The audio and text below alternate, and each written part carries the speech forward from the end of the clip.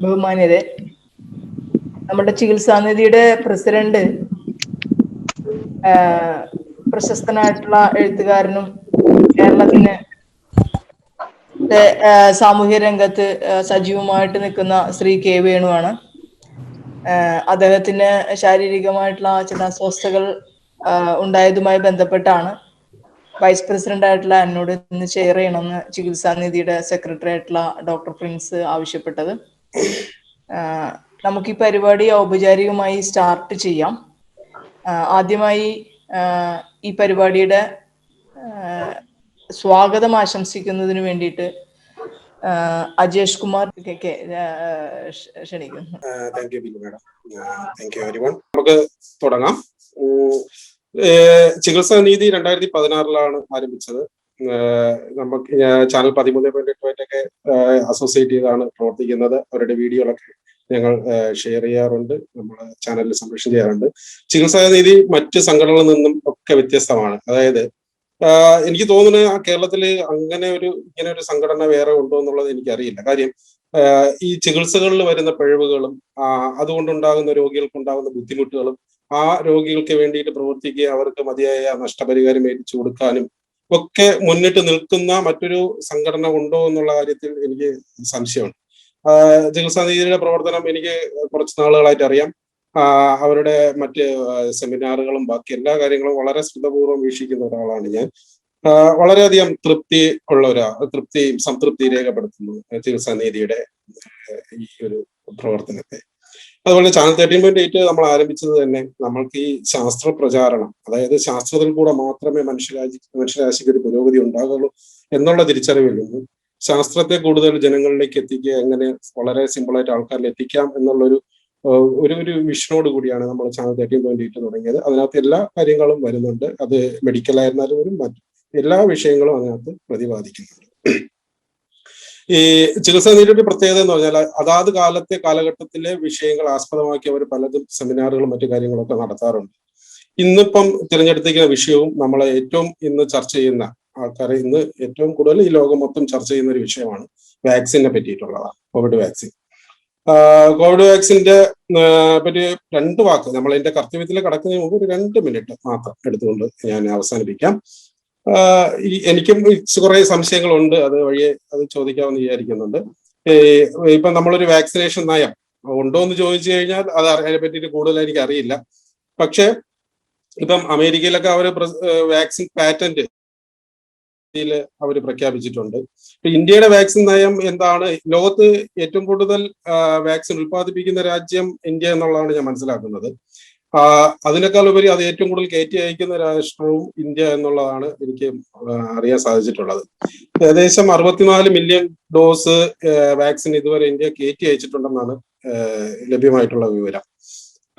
നമ്മളെക്കാളും test positive rate കുറഞ്ഞ രാജ്യങ്ങൾ അല്ലെങ്കിൽ മരണനിരക്ക് കുറഞ്ഞ രാജ്യങ്ങളിലേക്ക് ഇവിടുന്ന് ഇന്ത്യയിൽ നിന്ന് വാക്സിൻ കയറ്റി അയച്ചിട്ടുണ്ടോ എന്നുള്ളത് ഒരു വിമർശനത്തിനിടയാക്കിയിട്ടുണ്ട്. ഇവിടെ ഇതുവരെ നമുക്ക് 11% താഴെ വാക്സിനേറ്റ് ചെയ്യാൻ സാധിച്ചിട്ടുള്ളൂ എന്നുള്ളതാണ്.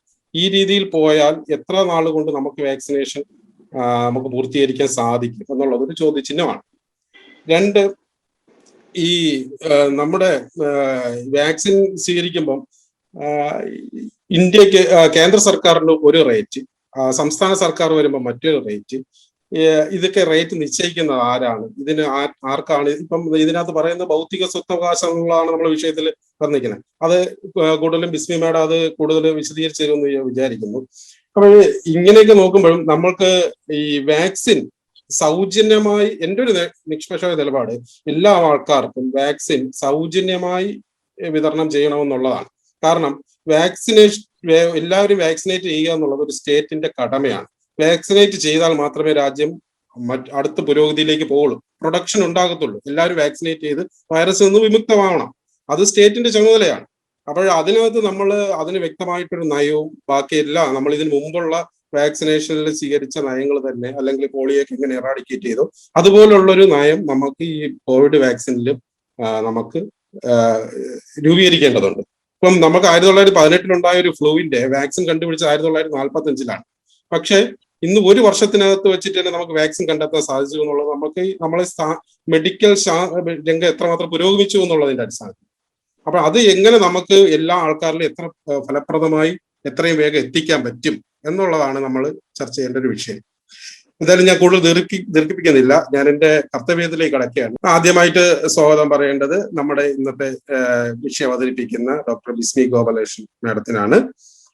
മാഡം MG യൂണിവേഴ്സിറ്റിയിലെ സ്കൂൾ ഓഫ് ലീഗൽ തോട്ടിലെ HOD ആണ്. ഇതിനു മുമ്പ് മാഡത്തിന്റെ പ്രഭാഷണങ്ങൾ കേട്ടിട്ടുണ്ട്.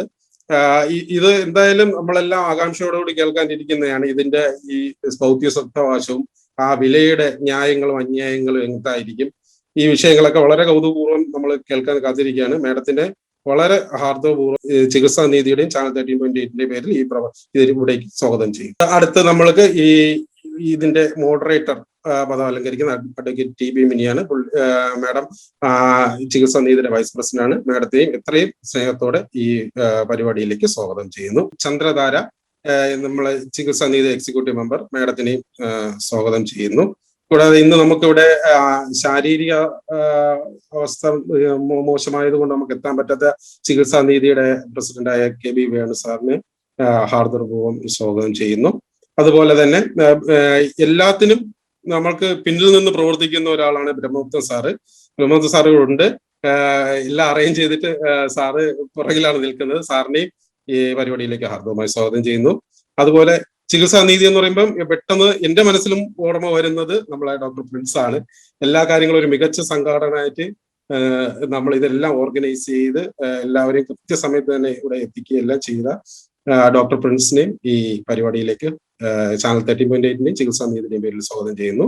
കൂടാതെ ഈ പരിപാടിയിൽ ഇപ്പം പങ്കെടുത്തിട്ടുള്ള എല്ലാ പ്രേക്ഷകർക്കും ചികിത്സാ നീതിയുടെയും ചാനൽ 13.8 പേരിൽ ഭദ്രമായി സ്വാഗതം രേഖപ്പെടുത്തിക്കൊണ്ട് പിന്മാറുന്നു. നന്ദി, നമസ്കാരം. മോഡറേറ്റർ എന്ന രീതിയിൽ ഒരുപാട് കാര്യങ്ങളൊന്നും ഞാൻ സംസാരിക്കുന്നില്ല. വളരെ റെലവൻ്റ് ആയിട്ടുള്ള ഒരു വിഷയമാണ് ഇന്ന് നമ്മൾ സംസാരിക്കുന്നത്. ആദ്യത്തെ കോവിഡ് തരംഗത്തിൽ വലിയ രീതിയിൽ പിടിച്ചു നിന്ന ഒരു സംസ്ഥാനമാണ് കേരളം. പക്ഷെ ഇപ്പോ ഇന്ന് തന്നെ 27,000 ചില്ലാൻ ആളുകൾക്ക് കോവിഡ് വന്നിട്ടുണ്ട്. കഴിഞ്ഞ ദിവസങ്ങളിലൊക്കെ 43,000 വരെ വന്ന ഒരു സാഹചര്യം ഉണ്ടായിരുന്നു. യഥാർത്ഥത്തിൽ കേരളത്തിന്റെ ഒരു സാമൂഹ്യ മണ്ഡലത്തിലാകെ ഒരു പാനിക്കായിട്ടുള്ള ഒരു അവസ്ഥയാണ്.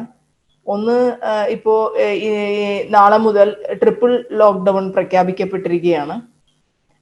പുറത്തിറങ്ങാൻ സാധിക്കാത്ത സാഹചര്യം എല്ലാവർക്കും വന്നിരിക്കുകയാണ്. അത് ഓരോരുത്തരുടെയും ജീവിതത്തെ ബാധിക്കുന്നു.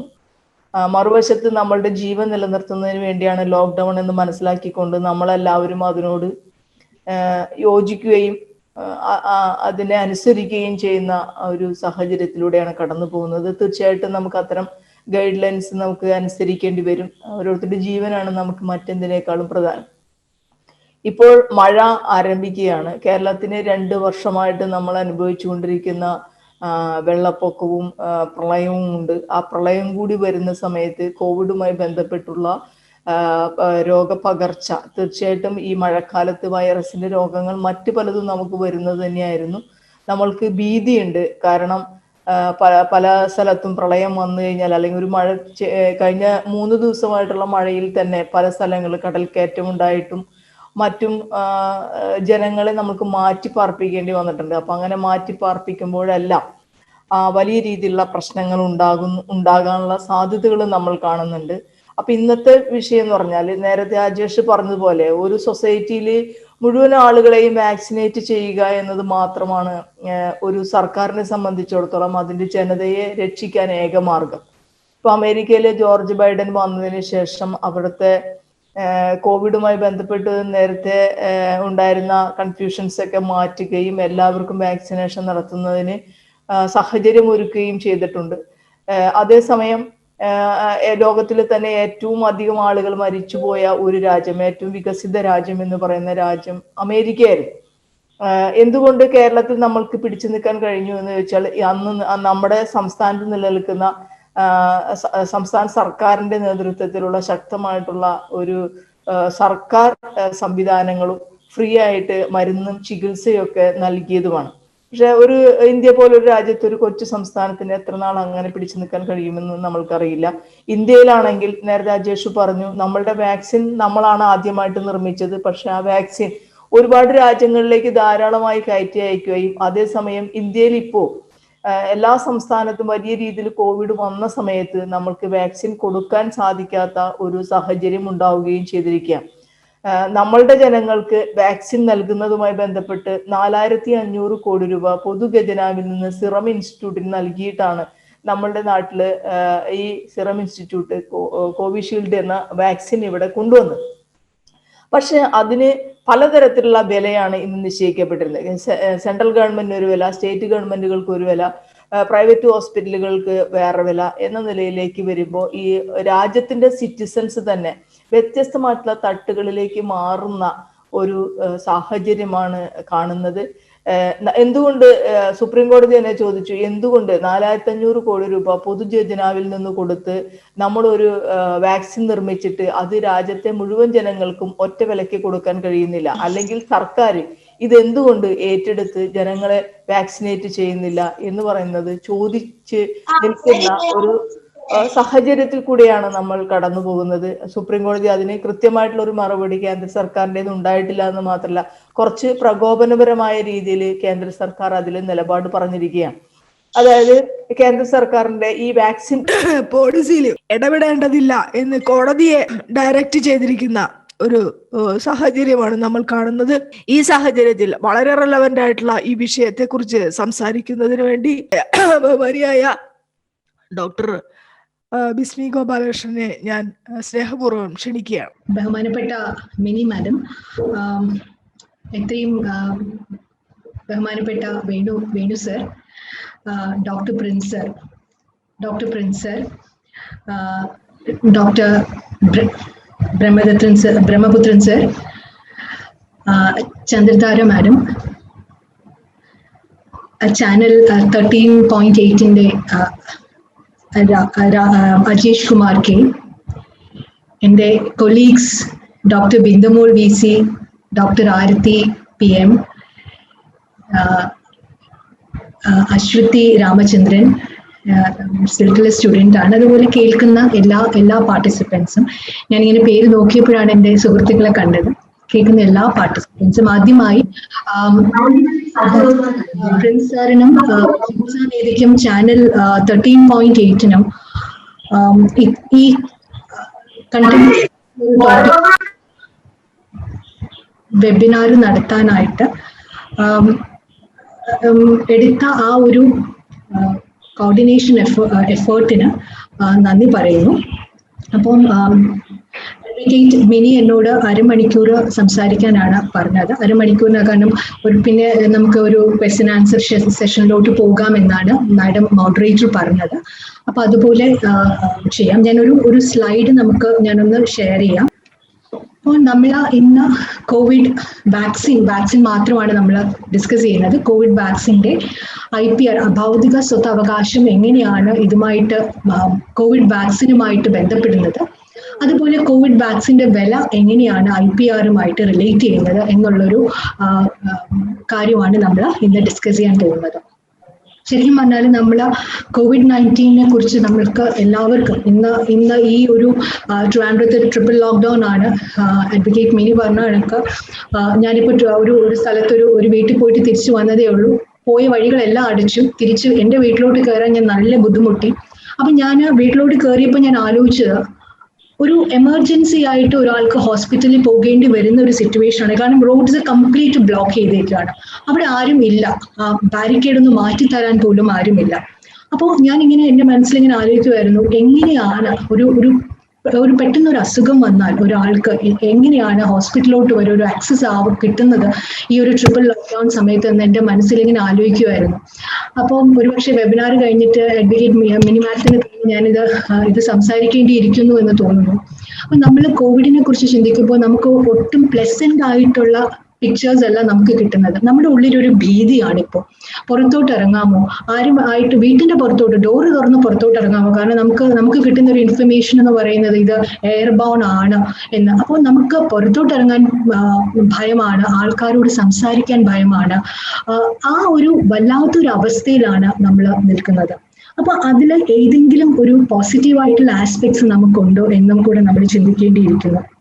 അപ്പോൾ ശരിക്കും പറഞ്ഞാൽ COVID-19 ഇന്നത്തെ ഒരു സ്റ്റാറ്റസ്, കേരളയുടെ ഒരു സ്റ്റാറ്റസ് എടുത്ത് നോക്കിയാൽ നമുക്ക് ഇത്ര നാളും ഏകദേശം ഒരു 21 lakh കൺഫേംഡ് കേസസ് ആണ് കേരളത്തിൽ വന്നിട്ടുള്ളത്. അതുപോലെ ഒരു 6340 ഡെത്തുകൾ റിപ്പോർട്ട് ചെയ്തിട്ടുണ്ട്. അതുപോലെ 16 ലക്ഷത്തിൽ പരം ആൾക്കാർ ഇന്നത്തെ 10:45 ഉള്ള ഡാറ്റയാണിത് റിക്കവറി ചെയ്തിട്ടുണ്ട്. അപ്പോൾ റിക്കവറി എന്ന് പറയുന്ന ആ ഒരു പോസിറ്റീവ് ആസ്പെക്ട് നമുക്കുണ്ട്. അത് നമ്മൾ ആരും കാണാതെ പോകരുത് എന്നുള്ളൊരു വസ്തുതയുണ്ട്. അപ്പോൾ ഇന്ത്യ ഒട്ടാകെ നമ്മൾ എടുത്തു നോക്കുമ്പോൾ ഇതാണ് ഇന്ത്യയുടെ ഫിഗേഴ്സ് എന്ന് പറയുന്നത്. അവിടെയും റിക്കവറി റേറ്റ് മോശമല്ലാത്ത രീതിയിൽ നമുക്ക് റിക്കവറി ഉണ്ട്. കൺഫേം കേസുകളും നമ്മുടെ ഈ സ്റ്റാറ്റിസ്റ്റിക്സ് കാണിക്കുന്നുണ്ട്. അപ്പം ഇത് നമ്മൾ ഗ്ലോബൽ കേസസുമായിട്ട് നമ്മൾ നോക്കുമ്പോൾ ഇതാണ് ഗ്ലോബൽ സിറ്റുവേഷൻ. അപ്പോൾ 6 ലക്ഷത്തിൽ പരം മരണങ്ങളാണ് നമ്മൾ ലോകം ഒട്ടാകെ കോവിഡ് കൊണ്ട് പൊലിഞ്ഞിരിക്കുന്നത്. അപ്പോൾ അതുകൊണ്ട് നമ്മൾ മനസ്സിലാക്കേണ്ടത് കോവിഡ് എന്ന് പറയുന്ന ആ ഒരു സിറ്റുവേഷൻ എങ്ങനെ ഡീൽ ചെയ്യാമെന്നതാണ്. ശരിക്കും പറഞ്ഞാൽ ആദ്യം നമുക്ക് കോവിഡിന്റെ ആ ഒരു ഫസ്റ്റ് വേവ് തുടങ്ങിയപ്പോൾ നമ്മളോട് എല്ലാവരും പറഞ്ഞതെന്ന് വെച്ചാൽ സാനിറ്റൈസ് ചെയ്യുക, സോഷ്യൽ ഡിസ്റ്റൻസിങ്, മാസ്ക് ഉപയോഗിക്കുക, ഇതെല്ലാം നമ്മൾ ചെയ്തു. പക്ഷെ നമ്മൾ 2 വേവുകളും, ഫസ്റ്റ് വേവും കണ്ടു, സെക്കൻഡ് വേവും കണ്ടു. അതിനോടൊപ്പം തന്നെ നമ്മൾ മനസ്സിലാക്കി COVID-19 ചെറുക്കാനായിട്ട് വാക്സിനേഷൻ വളരെ ഒരു ഇമ്പോർട്ടൻ്റ് ആയിട്ടുള്ള ഒരു ഘടകമാണ് വാക്സിനേഷൻ എന്ന് പറയുന്നത്. അതുപോലെ കോവിഡ് ബാധിച്ച ആൾക്കാരെ ട്രീറ്റ് ചെയ്യും വേണം. അപ്പൊ ഇത് രണ്ടിലും നമ്മൾ കൂടുതൽ ഇമ്പോർട്ടൻസ് കൊടുക്കാൻ, ബാക്കി നമ്മുടെ ജീവിതത്തിന്റെ ഒരു ഭാഗമായി സാനിറ്റൈസേഷനും മാസ്കും ഒക്കെ നമ്മുടെ ജീവിതത്തിന്റെ ഒരു ചര്യയായി. അതുപോലെ നമ്മൾ കഴിയുന്നത് മിനിമൽ കാര്യങ്ങൾക്ക് വേണ്ടിയിട്ടാണ് പുറത്തിറങ്ങുന്നത്. പക്ഷെ വാക്സിനേഷൻ എന്ന് പറയുന്നത് അതാണ് COVID-19 നിന്ന് രക്ഷ നേടാനല്ല, അല്ലെങ്കിൽ അത് അഥവാ നമുക്ക് കിട്ടിയാൽ പോലും അതിന്റെ ആ ഒരു ഇമ്പാക്റ്റ് കുറയ്ക്കാൻ വേണ്ടി വാക്സിനേഷൻ നമുക്ക് ആവശ്യമാണ് എന്ന ബോധം നമ്മൾ COVID-19 ഫസ്റ്റ് വേവ് കഴിഞ്ഞപ്പോൾ നമുക്ക് എല്ലാവർക്കും മനസ്സിലായി. അതുപോലെ കോവിഡ് ബാധിച്ച ആൾക്കാരുടെ ട്രീറ്റ്മെന്റും. അപ്പോൾ വാക്സിൻ വേണം, ഡ്രഗ്സ് വേണം. വാക്സിൻ എല്ലാവർക്കും ആവശ്യമാണ്. കാരണം ഒരാൾ മാത്രം കോവിഡ് ചെറുത്താൽ പോരാ, അല്ലെങ്കിൽ US-ലുള്ള എലൈറ്റ് ആൾക്കാർ മാത്രം കോവിഡിന്റെ വാക്സിൻ എടുത്താൽ പോരാ. ഇന്ത്യയിലെ എലൈറ്റ് എന്ന് പറയുന്നത് നമുക്ക് പൈസ കൊണ്ട് ഒരു എലൈറ്റ് എന്ന് പറയുന്ന ആ ഒരു ക്രീം സൊസൈറ്റി മാത്രം വാക്സിൻ എടുത്താൽ പോരാ, എല്ലാവർക്കും വാക്സിൻ കിട്ടണം. കാരണം കോവിഡ് എന്ന മഹാമാരിക്ക് വ്യത്യാസമില്ല. എന്താ പറയാ, നമ്മുടെ ജെൻഡർ വ്യത്യാസങ്ങളില്ല, നമ്മുടെ ഈ വെൽത്തിന് വ്യത്യാസമില്ല, അങ്ങനെ ഒരു വ്യത്യാസവും കോവിഡില്ല. ആര് വേണമെങ്കിലും കോവിഡ് അറ്റാക്ക് ചെയ്യും. അപ്പോൾ വാക്സിനേഷൻ എന്ന് പറയുന്നത് ഏറ്റവും അവിഭാജ്യ ഘടകമായി കോവിഡിനെ ചെറുക്കാനായിട്ട്. അതുപോലെ കോവിഡ് വന്ന ആൾക്കാരെ ട്രീറ്റ് ചെയ്യാനായിട്ടുള്ള ഡ്രഗ്സും നമുക്ക് വേണ്ട ഒരു സിറ്റുവേഷനാണ്. അപ്പോൾ വാക്സിനേഷൻ എന്ന് പറയുന്നത് WHO സൈറ്റിൽ കിടക്കുന്ന കണക്ക് ലേറ്റസ്റ്റ് അവർ അപ്ഡേറ്റ് ചെയ്തിരിക്കുന്നത് May 3rd അവർ പറഞ്ഞിരിക്കുന്നത് ഇത്രയും വാക്സിൻ ഡോസസ് ആണ് ലോകമെമ്പാടും അഡ്മിനിസ്റ്റർ ചെയ്തേക്കുന്നത്. അവിടെ തൊട്ട് തുടങ്ങുകയാണ് നമ്മുടെ പ്രശ്നങ്ങൾ. കോവിഡ് എന്ന മഹാമാരി എല്ലാ രാജ്യങ്ങളെയും എല്ലാ മനുഷ്യരെയും ഒരുപോലെ ബാധിച്ചിട്ടുണ്ടെങ്കിൽ എന്തുകൊണ്ടാണ് ഈ കുറച്ചു പേർക്ക് മാത്രം വാക്സിൻ എന്ന് പറയുന്ന ആ ഒരു പ്രശ്നം? അതുപോലെ എന്തിന് വാക്സിനേഷൻ എടുത്താൽ ആരോഗ്യ പ്രവർത്തകർ പറയുന്നത് നമ്മുടെ ഇമ്മ്യൂണിറ്റി കൂട്ടുകയാണ്, അതുകൊണ്ട് വാക്സിൻ എടുക്കൂ, എല്ലാവരും വാക്സിൻ എടുക്കൂ എന്നാണ് നമുക്ക് കിട്ടുന്ന അഡ്വൈസ്. പക്ഷെ എല്ലാവർക്കും വാക്സിൻ കിട്ടുന്നുണ്ടോ? അവിടെയാണ് നമുക്ക് ഇന്നത്തെ വെബിനാർ വളരെ ഇമ്പോർട്ടൻ്റ് ആയിട്ട് നമുക്ക് തോന്നുന്നത്. കാരണം വാക്സിന്റെ നമ്മൾ കോവിഡ് മഹാമാരി നമ്മൾ നോക്കുമ്പോൾ വാക്സിൻ അവര് കണ്ടുപിടിച്ചതും ശരിക്കും പറഞ്ഞ ഒരു ഭയങ്കര സ്പീഡായിട്ടാണ് വാക്സിൻ കണ്ടുപിടിച്ചത്. COVID-19 റെസിസ്റ്റ് ചെയ്യാനായിട്ടുള്ള ഒരു വാക്സിൻ കണ്ടുപിടിച്ചത് വളരെ വേഗത്തിലാണ്. പലപ്പോഴും പല വാക്സിനും നമ്മൾ വാക്സിന്റെ ഒരു ഹിസ്റ്ററി എടുത്ത് നോക്കിയാൽ COVID-19 വാക്സിനെ പോലെ വളരെ വേഗത്തിൽ വാക്സിൻ കണ്ടുപിടിച്ച ഒരു ചരിത്രം ഉണ്ടായിട്ടില്ല. ഏകദേശം 170 വാക്സിൻസ് ട്രയൽ സ്റ്റേജിൽ തന്നെയുണ്ട്. അപ്പോൾ ഈ വാക്സിൻസ് യഥാർത്ഥത്തിൽ 4 തരം വാക്സിൻസ് ആണ് അതിന്റെ ബേസ് ആയിട്ടുള്ളത്. വെക്ടർ വാക്സിൻസ് ഉണ്ട്, nucleic acid RNA and DNA ഉള്ള വാക്സിൻസ് ഉണ്ട്, mRNA വാക്സിൻസ് ഉണ്ട്, പ്രോട്ടീൻസ് സബ് യൂണിറ്റ് വാക്സിൻസ് ഉണ്ട്. പക്ഷെ നമ്മൾ ഈ ഒരു ഇതിലായിരിക്കും അതിന്റെ ബേസ് ആയിട്ടല്ല നമ്മൾ വാക്സിൻസിനെ അറിയുന്നത്. പക്ഷേ നമ്മൾ അറിയുന്നത് ആസ്ട്രാസെനിക്ക എന്നും മോഡേണ എന്നും ഫൈസർ എന്നും സ്പുട്നിക് എന്നും കോവാക്സിൻ എന്നും നോവാക്സ് എന്നുമാണ് നമ്മുടെ കാതുകളിൽ വാക്സിനെ കുറിച്ച് പറയുമ്പോൾ മുഴങ്ങുന്നത്. അതുപോലെ ഇന്ത്യൻ വാക്സിൻ, ഇന്ത്യയുടെ അവസ്ഥ എന്താണ്? ഇന്ത്യയിലെ ആരൊക്കെയാണ് വാക്സിൻ നൽകുന്നത്? ഇന്ത്യയുടെ വാക്സിന്റെ ഒരു സപ്ലൈ നോക്കുമ്പോൾ നമുക്ക് ഏറ്റവും ഫെമിലിയർ ആയിട്ടുള്ളത് കോവിഷീൽഡ് ആണ്.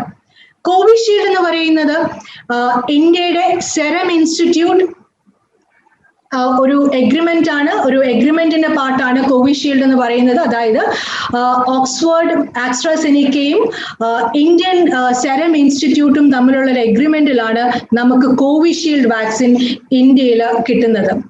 കോവാക്സിൻ നമ്മുടെ സ്വന്തം വാക്സിൻ ആണ്. കോവാക്സിൻ ഡെവലപ്പ് ചെയ്തിരിക്കുന്നത് ഭാരത് ബയോടെക് ആണ്. അപ്പോൾ സെറം ഇൻസ്റ്റിറ്റ്യൂട്ട് ഏകദേശം ഒരു 6 കോടി ഡോസ് ഒരു മാസം കൊടുക്കാനുള്ള കപ്പാസിറ്റി ഉണ്ട്. അതുപോലെ ഭാരത് ബയോടെക്കിന് 5.8 crores ഡോസസ് മന്ത് കൊടുക്കാനുള്ള ഒരു കപ്പാസിറ്റി ഉണ്ട്. അപ്പോൾ ശരിക്കും പറഞ്ഞാൽ ഈ 2 പ്രൊഡ്യൂസേഴ്സും, അതായത് സെറം ഇൻസ്റ്റിറ്റ്യൂട്ടും ഭാരത് ബയോടെക്കുമാണ് ഇന്ത്യയിൽ വാക്സിൻ സപ്ലൈ ചെയ്യുന്നത്. അപ്പൊ അവിടെ നമ്മൾ mRNA ആണെന്നോ DNA ആണോ ഒന്നും നമ്മൾ നോക്കുന്നില്ല. കോവിഷീൽഡും കോവാക്സിനും അവിടെ നമ്മൾ അറിയാതെ നമ്മൾ പേറ്റന്റിന്റെ ലോകത്തോട്ടാണ് പോകുന്നത്. പക്ഷെ ഇത് പേറ്റന്റ് ആണെന്ന് നമ്മൾ തിരിച്ചറിയുന്നുമില്ല. അതുപോലെ തന്നെ സ്പുട്നിക്, നമ്മൾ മെയ് 1-ാം തീയതി സ്പുട്നിക് വാക്സിൻ വന്നു. സ്പുട്നിക് റഷ്യൻ വാക്സിൻ ആണ്. ആദ്യത്തെ കൺസൈൻമെന്റ് മെയ് 1-ാം തീയതി വന്നു. അത് നമ്മുടെ സെൻട്രൽ ഡ്രഗ്സ് അതോറിറ്റി അതിന് ക്ലിയറൻസ് കൊടുത്തു. മെയ് 13-ന് ക്ലിയറൻസ് കൊടുത്തു. സെക്കൻഡ് കൺസൈൻമെന്റ് സ്പുട്നിക് ഇന്ത്യയിൽ ഇന്ന് വന്നു. സ്പുട്നിക് ഡിസ്ട്രിബ്യൂട്ട് ചെയ്യുന്നത് റെഡ്ഡീസ് ആണ്, റെഡ്ഡീസ് ലാബാണ്. റെഡ്ഡീസ് ലാബുമായിട്ടാണ് ടൈപ്പ് ഉള്ളത്. അപ്പോൾ ഓക്സ്ഫോർഡ് ആസ്ട്രാസെനിക്കയും സെറം ഇൻസ്റ്റിറ്റ്യൂട്ടുമായിട്ട് ഒരു ടൈപ്പ്. കോവാക്സിൻ പ്രൊഡ്യൂസ് ചെയ്യുന്നത് നമ്മുടെ ഭാരത് ബയോടെക്. അതുപോലെ റഷ്യൻ വാക്സിൻ സ്പുട്നിക്കും ആയിട്ട് നമ്മുടെ റെഡ്ഡീസിന് ഒരു ടൈപ്പ്. അപ്പൊ നമ്മൾ കാണുന്നത് വാക്സിൻ ഈ 3 കമ്പനീസുമാണ് നമുക്ക് വാക്സിൻ തരുന്നത്. അപ്പൊ ഈ വാക്സിൻ ഞാൻ ആദ്യമേ പറഞ്ഞു, കോവിഡിനെ ചെറുക്കാൻ വാക്സിൻ നമുക്ക് ആവശ്യമാണ്, ഡ്രഗ്സും ആവശ്യമാണ്. അപ്പോൾ ആവശ്യം എന്ന് പറഞ്ഞാൽ എല്ലാവർക്കും അത് കിട്ടിയിരിക്കണം. വാക്സിൻ എല്ലാവർക്കും ഒരുപോലെ കിട്ടിയിരിക്കണം. അത് ആക്സസിബിൾ ആയിരിക്കണം. അതുപോലെ വലിപ്പച്ചെറുപ്പം എന്നില്ലാതെ അഫോർഡബിൾ ആയിരിക്കണം. റൂറൽ ഏരിയയിൽ താമസിക്കുന്നവരും അർബൻ ഏരിയയിൽ താമസിക്കുന്നവരും ഒരു വ്യത്യാസമില്ലാതെ എല്ലാവർക്കും ഒരുപോലെ വാക്സിൻ കിട്ടണം. അതാണ് നമ്മൾ മനസ്സിലാക്കുന്ന നമ്മുടെ ബേസിക് ആയിട്ടുള്ള ഹ്യൂമൻ റൈറ്റ്സ് എന്ന് പറയുന്നത്. അത് അവൈലബിൾ ആയിരിക്കണം, ആക്സസിബിൾ ആയിരിക്കണം, അഫോർഡബിൾ ആയിരിക്കണം. യഥാർത്ഥത്തിൽ അവൈലബിൾ ആണോ? വാക്സിൻ എല്ലായിടത്തും കിട്ടുന്നുണ്ടോ? ഡൽഹിയിലും കേരളയിലും തമിഴ്നാടുവിലും എല്ലായിടത്തും വാക്സിൻ കിട്ടുന്നത് ഇഷ്ടാനുസരണം കിട്ടുന്നുണ്ടോ? നമുക്ക് നേരെ ഹോസ്പിറ്റലിൽ പോയാൽ വാക്സിൻ കിട്ടുന്നുണ്ടോ?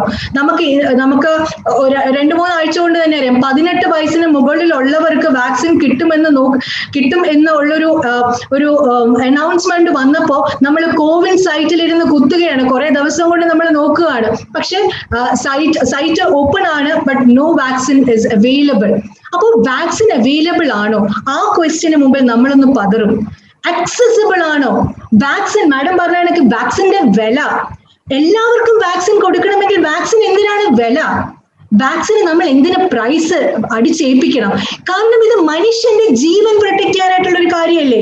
മനുഷ്യന് മരിച്ചു വീഴുകയാണ്. ആ ഒരു സിറ്റുവേഷനിൽ എന്തിന് വാക്സിൻ ഒരു പ്രോപ്പർട്ടി ആയിട്ട് നമ്മൾ കണക്കാക്കുന്നു? ആ പ്രോപ്പർട്ടിക്ക് നമ്മൾ വില നിശ്ചയിക്കുന്നു. മനുഷ്യന്റെ ജീവനാണോ വലുത്, അതോ നമ്മൾ ഈ ഒരു വില നിശ്ചയിച്ചിട്ട് ആ ഒരു ലൈഫുമായിട്ടുള്ള ഒരു ബാരിയർ ആണോ നമ്മൾ സൃഷ്ടിക്കുന്നത്? അഫോർഡബിൾ ആണോ? സ്പുട്നിക് വാക്സിന് 1000 രൂപ, ഒരു ഡോസ് സ്പുട്നിക് വാക്സിന് റെഡ്ഡീസ് പറഞ്ഞിരിക്കുന്ന 1000 രൂപ. നിങ്ങൾ വന്നോളൂ, പ്രൈവറ്റ് ലാബിൽ ഇത് അവൈലബിൾ ആണ്, പ്രൈവറ്റ് സെക്ടേഴ്സിൽ അവൈലബിൾ ആണ്. പക്ഷെ ഒരു ഡോസിന് 1000 രൂപ.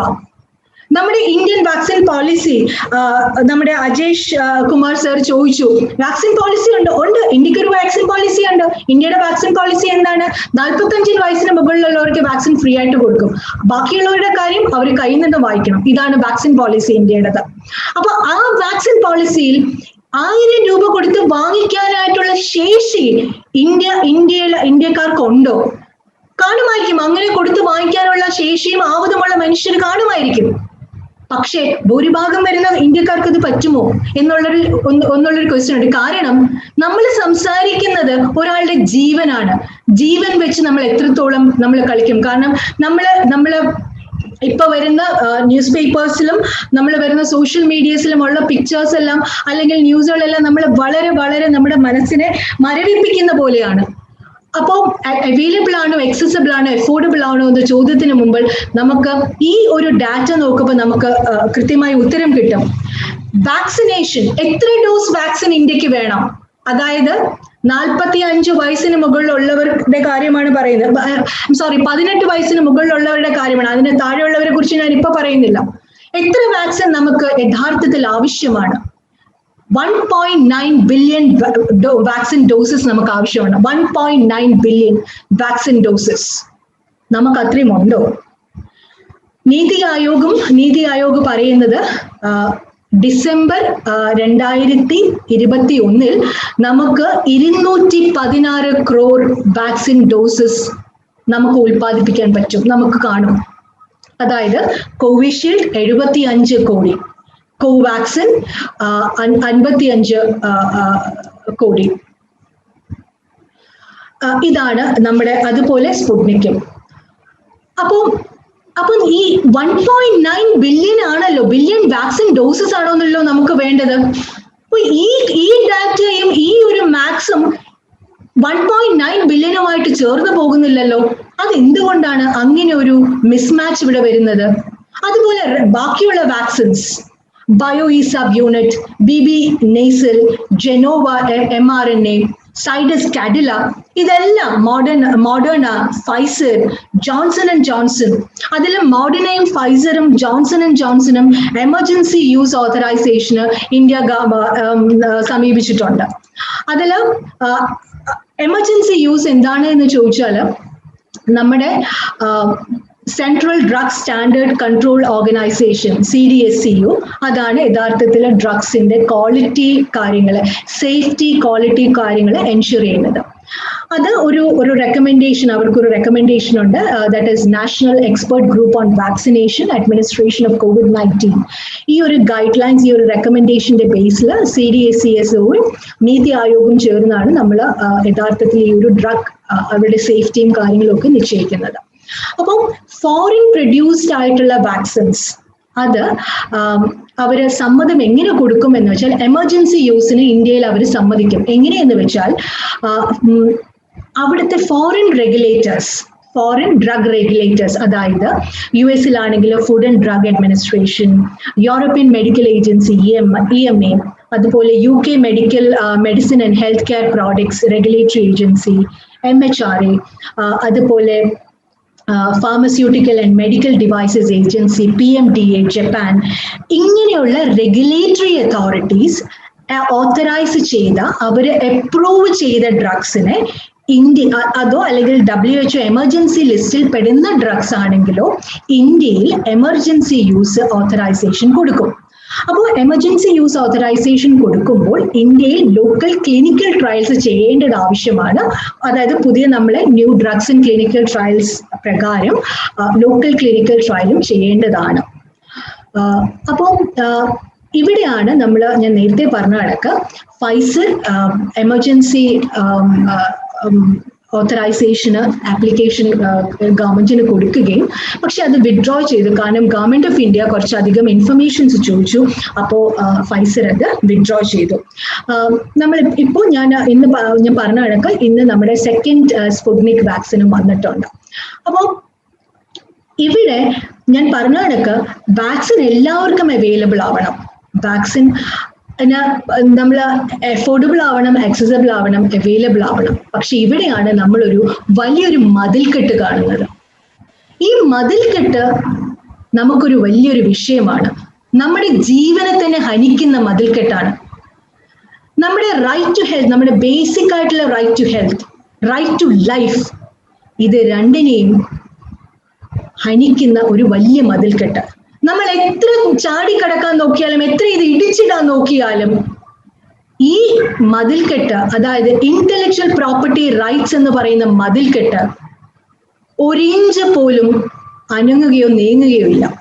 അത് നമ്മുടെ ബേസിക് ആയിട്ടുള്ള ഹ്യൂമൻ റൈറ്റ്സിന് ഒരു വലിയ ബാരിയർ തന്നെയാണ് ഈ ഇന്റലക്ച്വൽ പ്രോപ്പർട്ടി റൈറ്റ്സ് എന്ന് പറയുന്ന ഈ ഒരു വലിയ മതിൽക്കെട്ട്.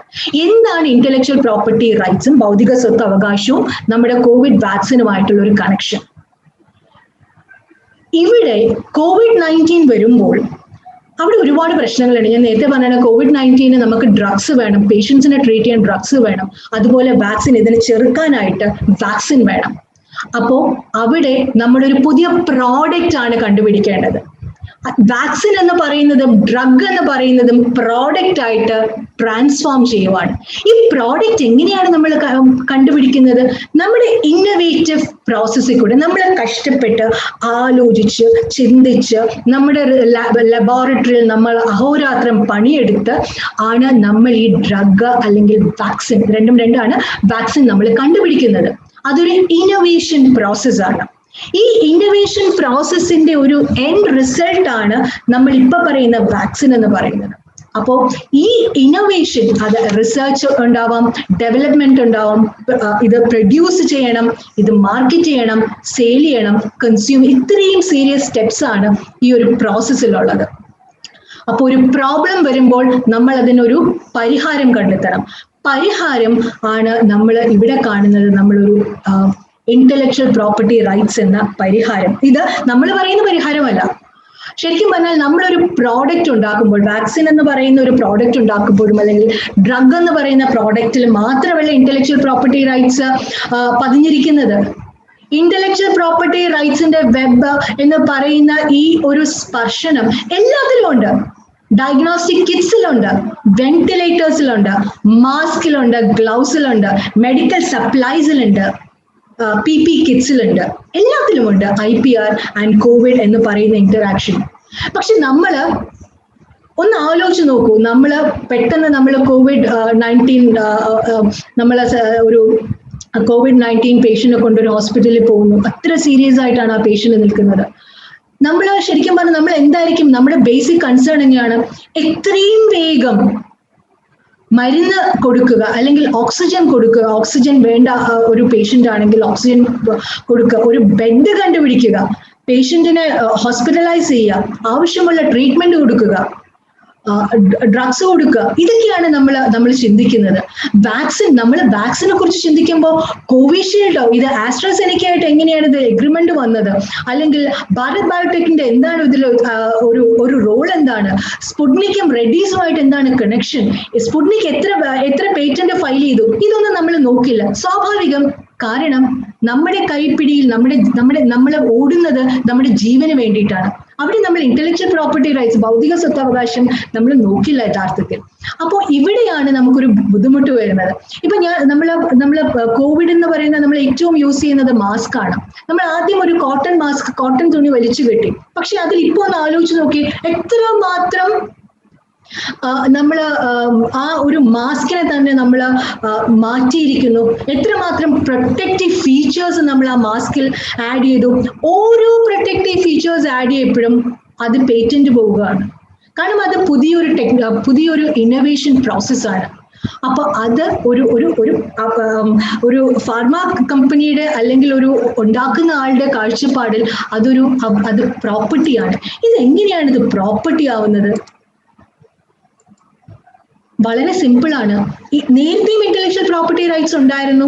നമ്മുടെ പ്രിന്റിംഗ് പ്രസ്സും ലൈറ്റ്നിങ് റോഡും ലൈറ്റ്നിങ് ബൾബും ടെലിഫോണും ബാസ്കറ്റ് ബോളും ഫ്ലൂറിസൻ ലൈറ്റും ഐഫോണും നമ്മുടെ GPS സിസ്റ്റവും ഒക്കെ ഓരോ ഇൻവെൻഷൻസ് ആയിരുന്നു. ഇതെല്ലാം ഓരോ പ്രോഡക്റ്റ് തന്നെയായിരുന്നു. ഇതെല്ലാം പേറ്റന്റും എടുത്തിട്ടുള്ള കാര്യങ്ങളാണ്. അതായത് ഭൗതിക സ്വത്തവകാശം എന്ന് പറയുന്ന സ്വത്ത് എന്ന വാക്ക്, സ്വത്ത് നമ്മൾ എങ്ങനെയാണ് കണക്കാക്കുന്നത്? സാധാരണ എന്റെ വീട്, എന്റെ കാറ്, എന്റെ സ്വർണ്ണാഭരണങ്ങൾ, എന്റെ സ്ഥലം 10 സെന്റ് ആയിരുന്നാലും 5 സെന്റ് ആയിരുന്നാലും അത് എന്റെ എന്ന് പറയുന്ന ആ ഒരു ഫീൽ, എന്റെ സ്വത്ത്. ഇതേ വികാരം തന്നെയാണ് ഈ വാക്സിൻ ഉണ്ടാക്കിയ അല്ലെങ്കിൽ പേറ്റന്റ് എടുത്ത ആൾക്കാർക്കുമുള്ളത്. ഞാൻ കണ്ടുപിടിച്ച വാക്സിൻ, ഞാൻ കണ്ടുപിടിച്ച ഡ്രഗ് അതെന്റേതാണ്. നമ്മൾ സാധാരണ വിചാരിക്കില്ലേ, നമ്മുടെ വീട്ടിൽ അല്ലെങ്കിൽ നമ്മുടെ കാറിൽ നമ്മൾ കാർ ഓടിച്ചുകൊണ്ട് പോകുന്നു, പെട്ടെന്ന് ഒരാൾ കാറിനകത്ത് ചാടി കയറുന്നു, അല്ലെങ്കിൽ നമ്മൾ രാവിലെ വീട്ടിൽ പേപ്പർ വായിച്ചുകൊണ്ടിരിക്കുന്നു, ഒരാൾ ബാഗും ഒക്കെ ആയിട്ട് നമ്മുടെ വീട്ടിനകത്തോട്ട് കയറി വരുന്നു, ഹാളിൽ ഇരിക്കുന്നു, അത് കഴിഞ്ഞ് ഡൈനിങ് ടേബിളിൽ ഇരിക്കുന്നു, എന്നിട്ട് അയാൾ പറയുന്നത് ഇത് എന്റെ വീടാണ്, സമ്മതിച്ചു കൊടുക്കൂ. Basic property notions. ഇതേ നോഷൻ തന്നെയാണ് വാക്സിനും ഡ്രഗ്സിനും ഒക്കെ. ഞാൻ നേരത്തെ പറഞ്ഞ PPE കിറ്റിനായിരുന്നാലും മാസ്കിലായിരുന്നാലും അവര് പറഞ്ഞിരിക്കുന്നത്. കാരണം അതെന്റെ പ്രോപ്പർട്ടിയാണ്. കാരണം ഞാൻ കഷ്ടപ്പെട്ടാണ് ഈ വാക്സിൻ കണ്ടുപിടിച്ചത്, ഞാൻ കഷ്ടപ്പെട്ടാണ് ഈ ഡ്രഗ് കണ്ടുപിടിച്ചിരിക്കുന്നത്, ഞാൻ കഷ്ടപ്പെട്ടാണ് ഈ ടെസ്റ്റിംഗ് പ്രോസസ്സ് കണ്ടുപിടിച്ചത്. അതുകൊണ്ട് ഇതെന്റെ സ്വത്താണ്. ഈ സ്വത്ത് ഞാൻ എന്ത് ചെയ്യുമെന്ന് ഞാൻ നിശ്ചയിക്കും. എത്ര വിലയ്ക്ക് സ്വത്ത് വിൽക്കുമെന്ന് ഞാൻ നിശ്ചയിക്കും. കാരണം എന്റെ പ്രോപ്പർട്ടി, എന്റെ വീട്, ഞാൻ ആർക്ക് വേണം, ഞാൻ ചിലപ്പോൾ ഇത് വെറുതെ കൊടുക്കും, അല്ലെങ്കിൽ ആർക്കെങ്കിലും ലീസിന് കൊടുക്കും, റെന്റിന് കൊടുക്കും, അല്ലെങ്കിൽ ഞാനിത് അടിച്ചിടും, അല്ലെങ്കിൽ ഇത് സബ് റെന്റ് ചെയ്യും. അതെല്ലാം അത് എന്തുകൊണ്ട് ചെയ്യാൻ പറ്റുന്നു? അതെന്റെ വീടായിട്ട് ചെയ്യാൻ പറ്റുന്നു. എന്റെ കാറ് ഞാൻ ചിലപ്പോൾ അത് വെറുതെ എൻ്റെ ഒരു ഫ്രണ്ടിന് കൊടുക്കും, അല്ലെങ്കിൽ ഞാനത് വേറെ ആൾക്ക് വെറുതെ യൂസ് ചെയ്യാനായിട്ട് കൊടുക്കും. അതെന്തുകൊണ്ടാണ്? അത് ഇമ്മൂവബിൾ പ്രോപ്പർട്ടിയാണ്, അതെന്റെ പ്രോപ്പർട്ടിയാണ്. പക്ഷെ ഈ ഒരു നമ്മൾ പേറ്റന്റും അല്ലെങ്കിൽ കോപ്പിറൈറ്റും ട്രേഡ് മാർക്കും എന്നൊക്കെ പറയുമ്പോൾ നമുക്കിത് കാണാൻ പറ്റില്ല.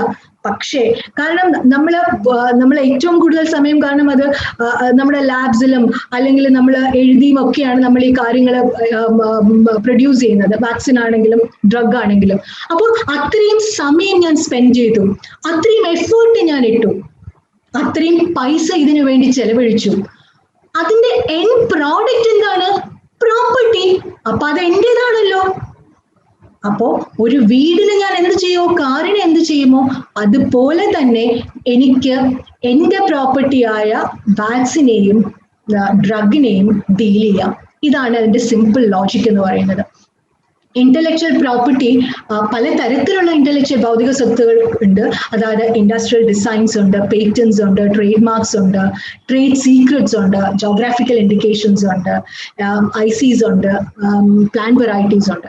ഏറ്റവും രസകരമായ ഒരു കാര്യം കൂടി ഞാൻ ഇവിടെ പറഞ്ഞുകൊള്ളട്ടെ. കാരണം നമ്മൾ തുടങ്ങിയത് patent, trade marks, copyrights, industrial designs എന്ന് പറയുന്ന 4 ഇന്റലക്ച്വൽ പ്രോപ്പർട്ടി റൈറ്റ്സിലാണ് വളരെ വർഷങ്ങൾക്ക് മുമ്പ്. പക്ഷെ ഇന്ന് ഈ ഒരു ഇന്റലക്ച്വൽ പ്രോപ്പർട്ടി റൈറ്റ്സ് എന്ന് പറയുന്നത് തന്നെ നമ്മൾ ആഡ് ചെയ്ത് പോവുകയാണ്. നമ്മൾ ട്രഡീഷണൽ നോളജ് കൊണ്ടുവരുന്നു, ജോഗ്രാഫിക്കൽ ഇൻഡിക്കേഷൻസ് കൊണ്ടുവരുന്നു, പ്ലാന്റ് വെറൈറ്റീസ്. ഞാൻ വീണ്ടും പറയേണ്ടത്, ആരാണ് കൊണ്ടുവരുന്നത്? നമ്മൾ തന്നെയാണ് കൊണ്ടുവരുന്നത്. നമ്മൾ അതിനെ ഈ ഒരു ബോക്സിനെ നമ്മൾ വലുതാക്കുകയാണ്. അപ്പോൾ IPR ഉണ്ടെങ്കിൽ, അല്ലെങ്കിൽ വാക്സിന് മേലിൽ പേറ്റന്റ് ഉണ്ടെങ്കിൽ, ഡ്രഗ്സിന് മേലും വാക്സിനും ഡ്രഗും പേറ്റന്റ് ആണ്. കാരണം അത് പ്രോഡക്റ്റ് ആണല്ലോ, പുതിയ പ്രോഡക്റ്റ് ആണല്ലോ നമ്മൾ ഉണ്ടാക്കുന്നത്. അപ്പൊ അങ്ങനെ അതിൽ നമ്മൾ പേറ്റന്റ് എടുക്കുവാണെങ്കിൽ അതിന് എന്താണ് ഉപയോഗം? വളരെ സിമ്പിൾ ആണ്. അത് എന്റെ പ്രോപ്പർട്ടിയാണ്, എനിക്കത് വിൽക്കാം, എനിക്കത് ആർക്കെങ്കിലും കൊടുക്കാം, വെറുതെ കൊടുക്കാം, ഹോൾ വേൾഡിന് വെറുതെ എനിക്ക് കൊടുക്കാം, ആരും ചോദിക്കാനില്ല. അല്ലെങ്കിൽ എനിക്കിത് ലൈസൻസ് കൊടുക്കാം, റെഡീസിന് വേണമെങ്കിൽ കൊടുക്കാം, റെഡീസുമായിട്ട് എഗ്രിമെന്റ് നടത്താം, സബ് ലൈസൻസ് കൊടുക്കാം. ആരൊക്കെ ആയിട്ടാണ് സ്പുട്നിക്കും ആരൊക്കെ ആയിട്ടാണ് എനിക്ക് അലയൻസ് വരുന്നതെന്ന് സ്പുട്നിക്കിന് നിശ്ചയിക്കാം. അപ്പോൾ ഇതൊക്കെയാണ് ഈ ഒരു പേറ്റന്റ് അല്ലെങ്കിൽ IPR കൊണ്ടുള്ള ഗുണം. ആ പ്രോപ്പർട്ടിയെ എന്ത് ചെയ്യണമെന്ന് നിശ്ചയിക്കുന്നത് ആ പേറ്റന്റ് ഹോൾഡർ ആയിരിക്കും. ഇവിടുത്തെ ഒരു ബേസിക് പ്രോബ്ലം എന്ന് പറയുന്നത് നമ്മുടെ ഇന്റലക്ച്വൽ പ്രോപ്പർട്ടി റൈറ്റ്സ് എന്ന് ഞാൻ നേരത്തെ പറഞ്ഞു, ആകെ നമുക്ക് ഒരു 4 ഇന്റലക്ച്വൽ പ്രോപ്പർട്ടി റൈറ്റ്സ് കൊണ്ടാണ് നമ്മൾ തുടങ്ങിയത്. പക്ഷെ ഇപ്പോ 8 9 12 ഇങ്ങനെ ആ ലിസ്റ്റ് അങ്ങ് നീണ്ടുപോവുകയാണ്. അപ്പൊ ഇതിനൊരു ഇന്റർനാഷണൽ ബാക്കിങ്ങും ഉണ്ട്. നേരത്തെ പല രാജ്യങ്ങൾക്കും പല നിയമങ്ങളൊക്കെ ആയിരുന്നു. പക്ഷേ നമ്മൾ അങ്ങ് തീരുമാനിച്ചു, വേണ്ട, എല്ലാ രാജ്യങ്ങൾക്കും ഒരൊറ്റ നിയമം, ഒരൊറ്റ രീതി, ഒരൊറ്റ കൺവേർജൻസ് പോയിന്റ്സ്, ട്രിപ്സിനകത്ത് പേറ്റന്റ് എന്താണ്, കോപ്പിറൈറ്റ് എന്താണ്, ട്രേഡ് മാർക്സ് എന്താണ്, ട്രേഡ് സീക്രറ്റ്സ് എന്താണ് എന്ന് കൃത്യമായും പ്രതിപാദിച്ചിട്ടുണ്ട്. WTO മെമ്പർ നേഷൻസ് എങ്ങനെ പെരുമാറണം, എന്തൊക്കെ നിയമങ്ങളാണ് അവർ പാലിക്കാനുള്ളത്. കാരണം പേറ്റന്റ് എന്താണെന്ന് ഡിസ്ക്രൈബ് ചെയ്യുമ്പോൾ പേറ്റന്റിന്റെ വർഷം 20 വർഷത്തേക്കാണ് പേറ്റന്റ്. ഇതെല്ലാ രാജ്യങ്ങൾക്കും ഒരുപോലെയാണ്. കോപ്പിറൈറ്റിന്റെ ടേം എത്രയാണ്, എല്ലാ രാജ്യങ്ങൾക്കും ഒരുപോലെയാണ്. ഇതിൽ നിന്ന് മാറ്റമില്ല. അപ്പോൾ ഇതൊരു ബേസ് ഇന്റർനാഷണൽ ഡോക്യുമെന്റ് ആണ്, എല്ലായിടത്തും ഒരേ നിയമം. അപ്പം ഈ ട്രിപ്സ് എഗ്രിമെന്റിനും ഒരു കഥയുണ്ട്. ഇത് എല്ലാവർക്കും അറിയാവുന്ന കഥയാണ്. ട്രിപ്സ് എഗ്രിമെന്റ് എങ്ങനെയാണ് വന്നതെന്നും അതിനകത്ത് എത്രമാത്രം പ്രഷർ പോയിന്റ്സ് ഉണ്ടായിരുന്നു എന്നും സൂസൻ സെല്ലിന്റെ private power and public law എന്ന് പറയുന്ന ബുക്കിലും അലക്സാൻഡ്രിയ ജോർജിന്റെ ഇന്റലക്ച്വൽ പ്രോപ്പർട്ടി റൈറ്റ്സ് എന്ന് പറയുന്ന ബുക്കിലും ഇതിനെക്കുറിച്ച് പ്രതിപാദിച്ചിട്ടുണ്ട്.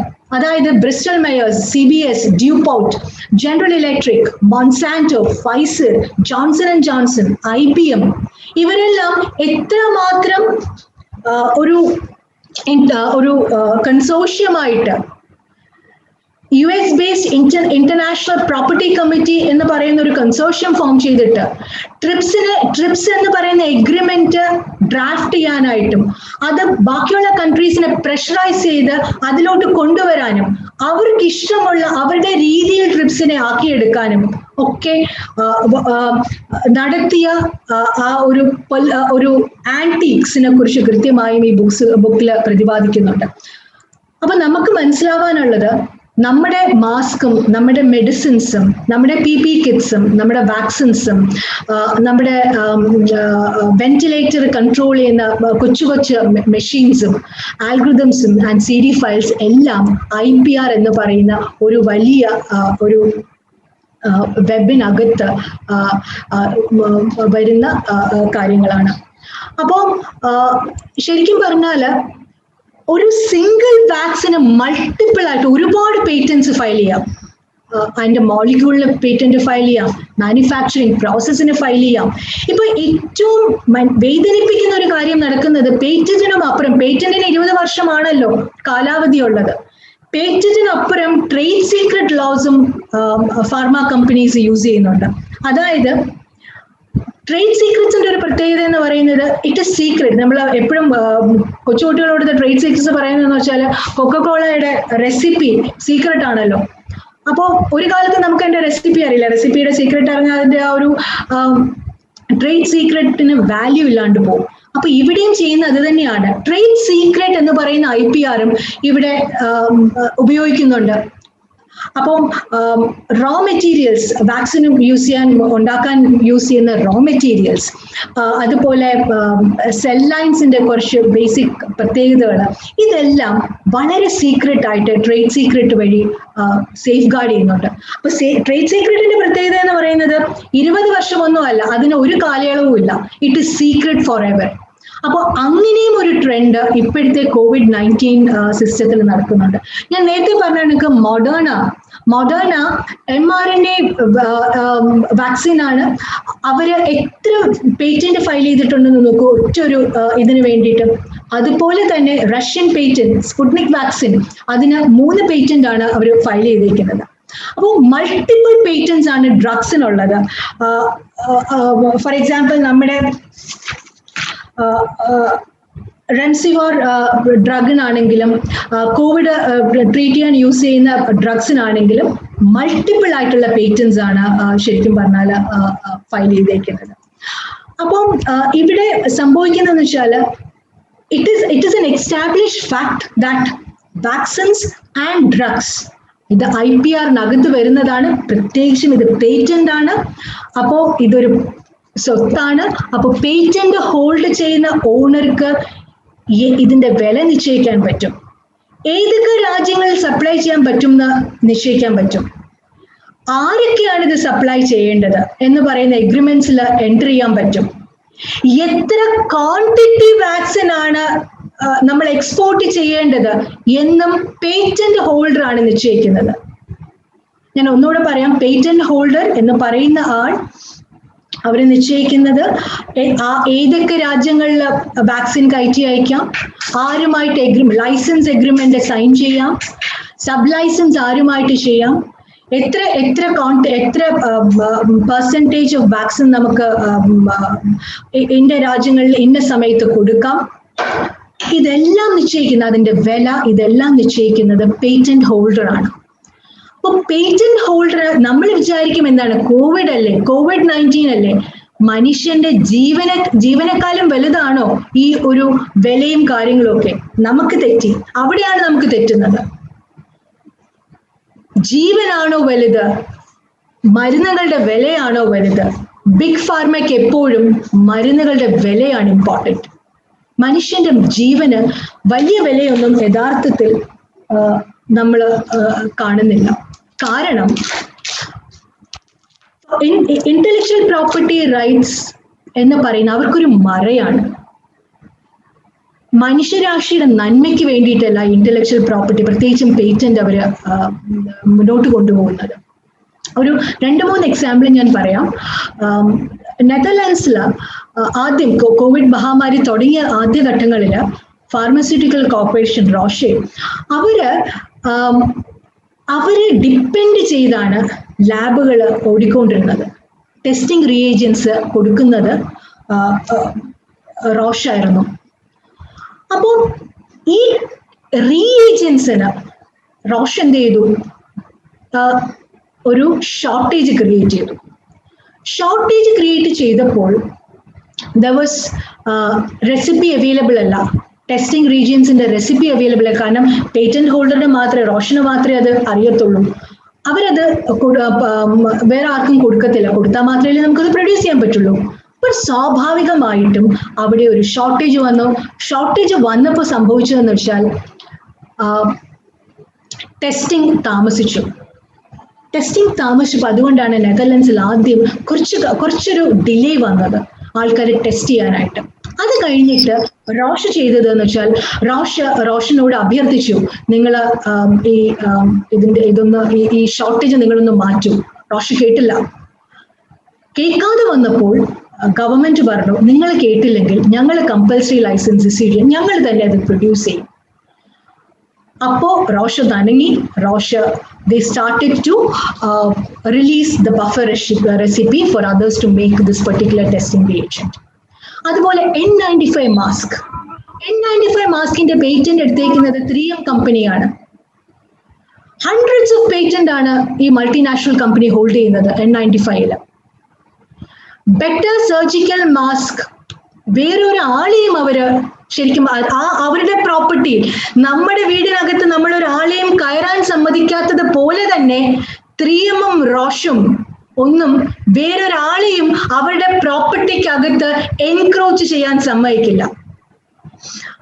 അതുപോലെ തന്നെ നമ്മൾ കാണുന്നത് ഫൈസറും ബയോടെക്കും മോഡേണയും Oxford, University of Oxford, AstraZeneca, Johnson and Johnson, Sputnik V vaccine, ഇവരെല്ലാം ആവശ്യത്തിലധികം പേറ്റന്റിന്റെ പ്രൊട്ടക്ഷൻ എടുക്കുന്നവരാണ്.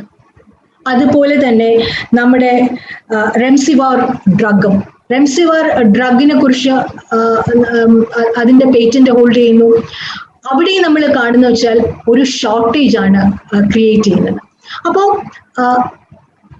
ഇവിടെയാണ് നമുക്കൊരു ഇന്റലക്ച്വൽ പ്രോപ്പർട്ടി റൈറ്റ്സും വാക്സിനും ഡ്രഗുമായിട്ടുള്ള ഒരു പ്രശ്നം വരുന്നത്. ഇവിടെ ഈ ഒരു എക്സാമ്പിൾ തന്നെ നമുക്ക് നോക്കാം. ഡ്രഗ് ഉണ്ടാക്കാൻ തുടങ്ങുന്നതേ ഉള്ളൂ, പകുതി സ്റ്റേജ് ആയതേ ഉള്ളൂ, അപ്പോഴത്തേക്കും പേറ്റന്റ് നമ്മൾ ഫയൽ ചെയ്തിട്ടുണ്ട്. അത് AstraZeneca and Oxford university, they've just started doing research, but they have already filed a patent application and the details is not known in the public domain. അപ്പോൾ ഇതാണ് നമ്മൾ ഫേസ് ചെയ്യുന്നൊരു സിറ്റുവേഷൻ. സോ നമുക്ക് രണ്ട് choice ആണുള്ളത്. ഒന്നുകിൽ big pharma companies പറയുന്നത് കേട്ട് നമ്മൾ മുന്നോട്ട് പോവുക. ബിഗ് ഫാർമ കമ്പനീസ് എന്ന് പറയുന്ന അവരാണ് പേറ്റന്റ് ഹോൾഡ് ചെയ്യുന്നത്. അപ്പോൾ ആ ഒരു പേറ്റന്റ് അവരെ സംബന്ധിച്ച് ഹ്യൂമൻ റൈറ്റ്സ് എന്ന് പറയുന്ന ഹ്യൂമൻ റൈറ്റ്സിനെ പ്രൊട്ടക്ട് ചെയ്യാനോ റൈറ്റ് ടു ലൈഫിനെ പ്രൊട്ടക്ട് ചെയ്യാനോ ഹെൽത്തിനെ പ്രൊട്ടക്ട് ചെയ്യാനോ അല്ല, പക്ഷെ അത് അവരുടെ മോണോപ്പൊളിയാണ്, അവരുടെ സ്വന്തമാണ്, അവര് നിശ്ചയിക്കുന്ന ഒരു കാര്യമാണ്. സോ അവർക്ക് ഇഷ്ടമുള്ള പ്രൈസ് ആയിരുന്നാലും എന്തായിരുന്നാലും അത് അവര് നിശ്ചയിക്കും. ആൻഡ് എത്ര ജീവൻ പൊലിഞ്ഞാലും അവർക്ക് പ്രശ്നമില്ല എന്ന രീതിയിലുള്ള ആ ഒരു പാത അത് നമ്മുടെ മുമ്പിലുണ്ട്. രണ്ടാമത്തെ പാത എന്ന് പറയുന്നത് പ്രൈവറ്റ് മൊണോപ്പൊളി അല്ല ഇമ്പോർട്ടൻറ്റ്, പക്ഷേ access to life-saving medicines and vaccines, boosting profit അല്ല ഏറ്റവും ഇമ്പോർട്ടൻ്റ് ആയിട്ടുള്ള കാര്യം. പബ്ലിക് ഹെൽത്ത് എന്ന് പറയുന്നത് നമ്മൾ പ്രൊട്ടക്ട് ചെയ്യാനായിട്ടുള്ള കാര്യമാണ്. അതുപോലെ ഈ ഒരു വഴി നമ്മൾ തിരഞ്ഞെടുത്തില്ല എങ്കിൽ സംഭവിക്കുന്നത് കോവിഡ് പാൻഡമിക് എന്ന് പറയുന്ന ഈ മഹാമാരിക്ക് മുമ്പിൽ നമുക്ക് പിടിച്ചു നിൽക്കാൻ പറ്റില്ല. എത്രയോ പേര്, നമുക്കറിയാവുന്ന എത്രയോ പേരുടെ ജീവൻ ഇതിനകം പൊലിഞ്ഞു പോയിട്ടുണ്ട്. എത്രയോ പേര് കോവിഡ്-19 നമ്മുടെ സ്വന്തം ആൾക്കാർ, കാരണം നമുക്ക് സ്വന്തം എന്ന് പറയുമ്പോൾ മാത്രമേ നമുക്ക് വേദന വരത്തുള്ളൂ. നമ്മൾ വൈകുന്നേരം TV-യിൽ കാണുമ്പോഴത്തേക്ക് അത് ഫിഗേഴ്സ് മാത്രമാണ്. സ്വന്തം ആൾക്കാർക്ക് വരുമ്പോൾ അല്ലെങ്കിൽ സ്വയം വരുമ്പോൾ മാത്രമേ അതിന്റെ വേദന നമുക്ക് മനസ്സിലാവുള്ളൂ. നമ്മൾ ആ വേദനയിൽ കൂടെ കടന്നു പോവുകയാണ് ഓരോ ദിവസവും. അപ്പോൾ ഈ ഒരു സിറ്റുവേഷൻ നമുക്ക് എന്തെങ്കിലും ഒരു മോചനമുണ്ട്. എന്താണ് ഇതിന്റെ ഓപ്ഷൻ? അതിന്റെ ഓപ്ഷൻ എന്ന് പറയുന്നത് ട്രിപ്സ് എന്ന് പറയുന്ന ഞാൻ പറഞ്ഞ ഈ ഒരു നിയമം എല്ലാ രാജ്യങ്ങൾക്കും ഒരുപോലെ ബാധകമാവുന്ന ഈ നിയമം, പേറ്റന്റ് എന്ന് പറയുന്നതും ട്രിപ്സ് ട്രേഡ് മാർക്സ് എന്ന് പറയുന്നതും കോപ്പിറൈറ്റ് എന്ന് പറയുന്ന ബേസിക് ആയിട്ടുള്ള നിയമം ഒന്ന് വേവ് ചെയ്തൂടെ. കുറച്ചു നാളത്തേക്ക് ഇതൊന്നും വേണ്ട എന്ന് വെച്ചൂടെ. ഒരു വേവർ ഓപ്ഷൻ നല്ലതല്ലേ? വേവർ ഓപ്ഷന് എന്താണ് വേവർ ഓപ്ഷൻ നമ്മൾ ചെയ്യാത്തത്?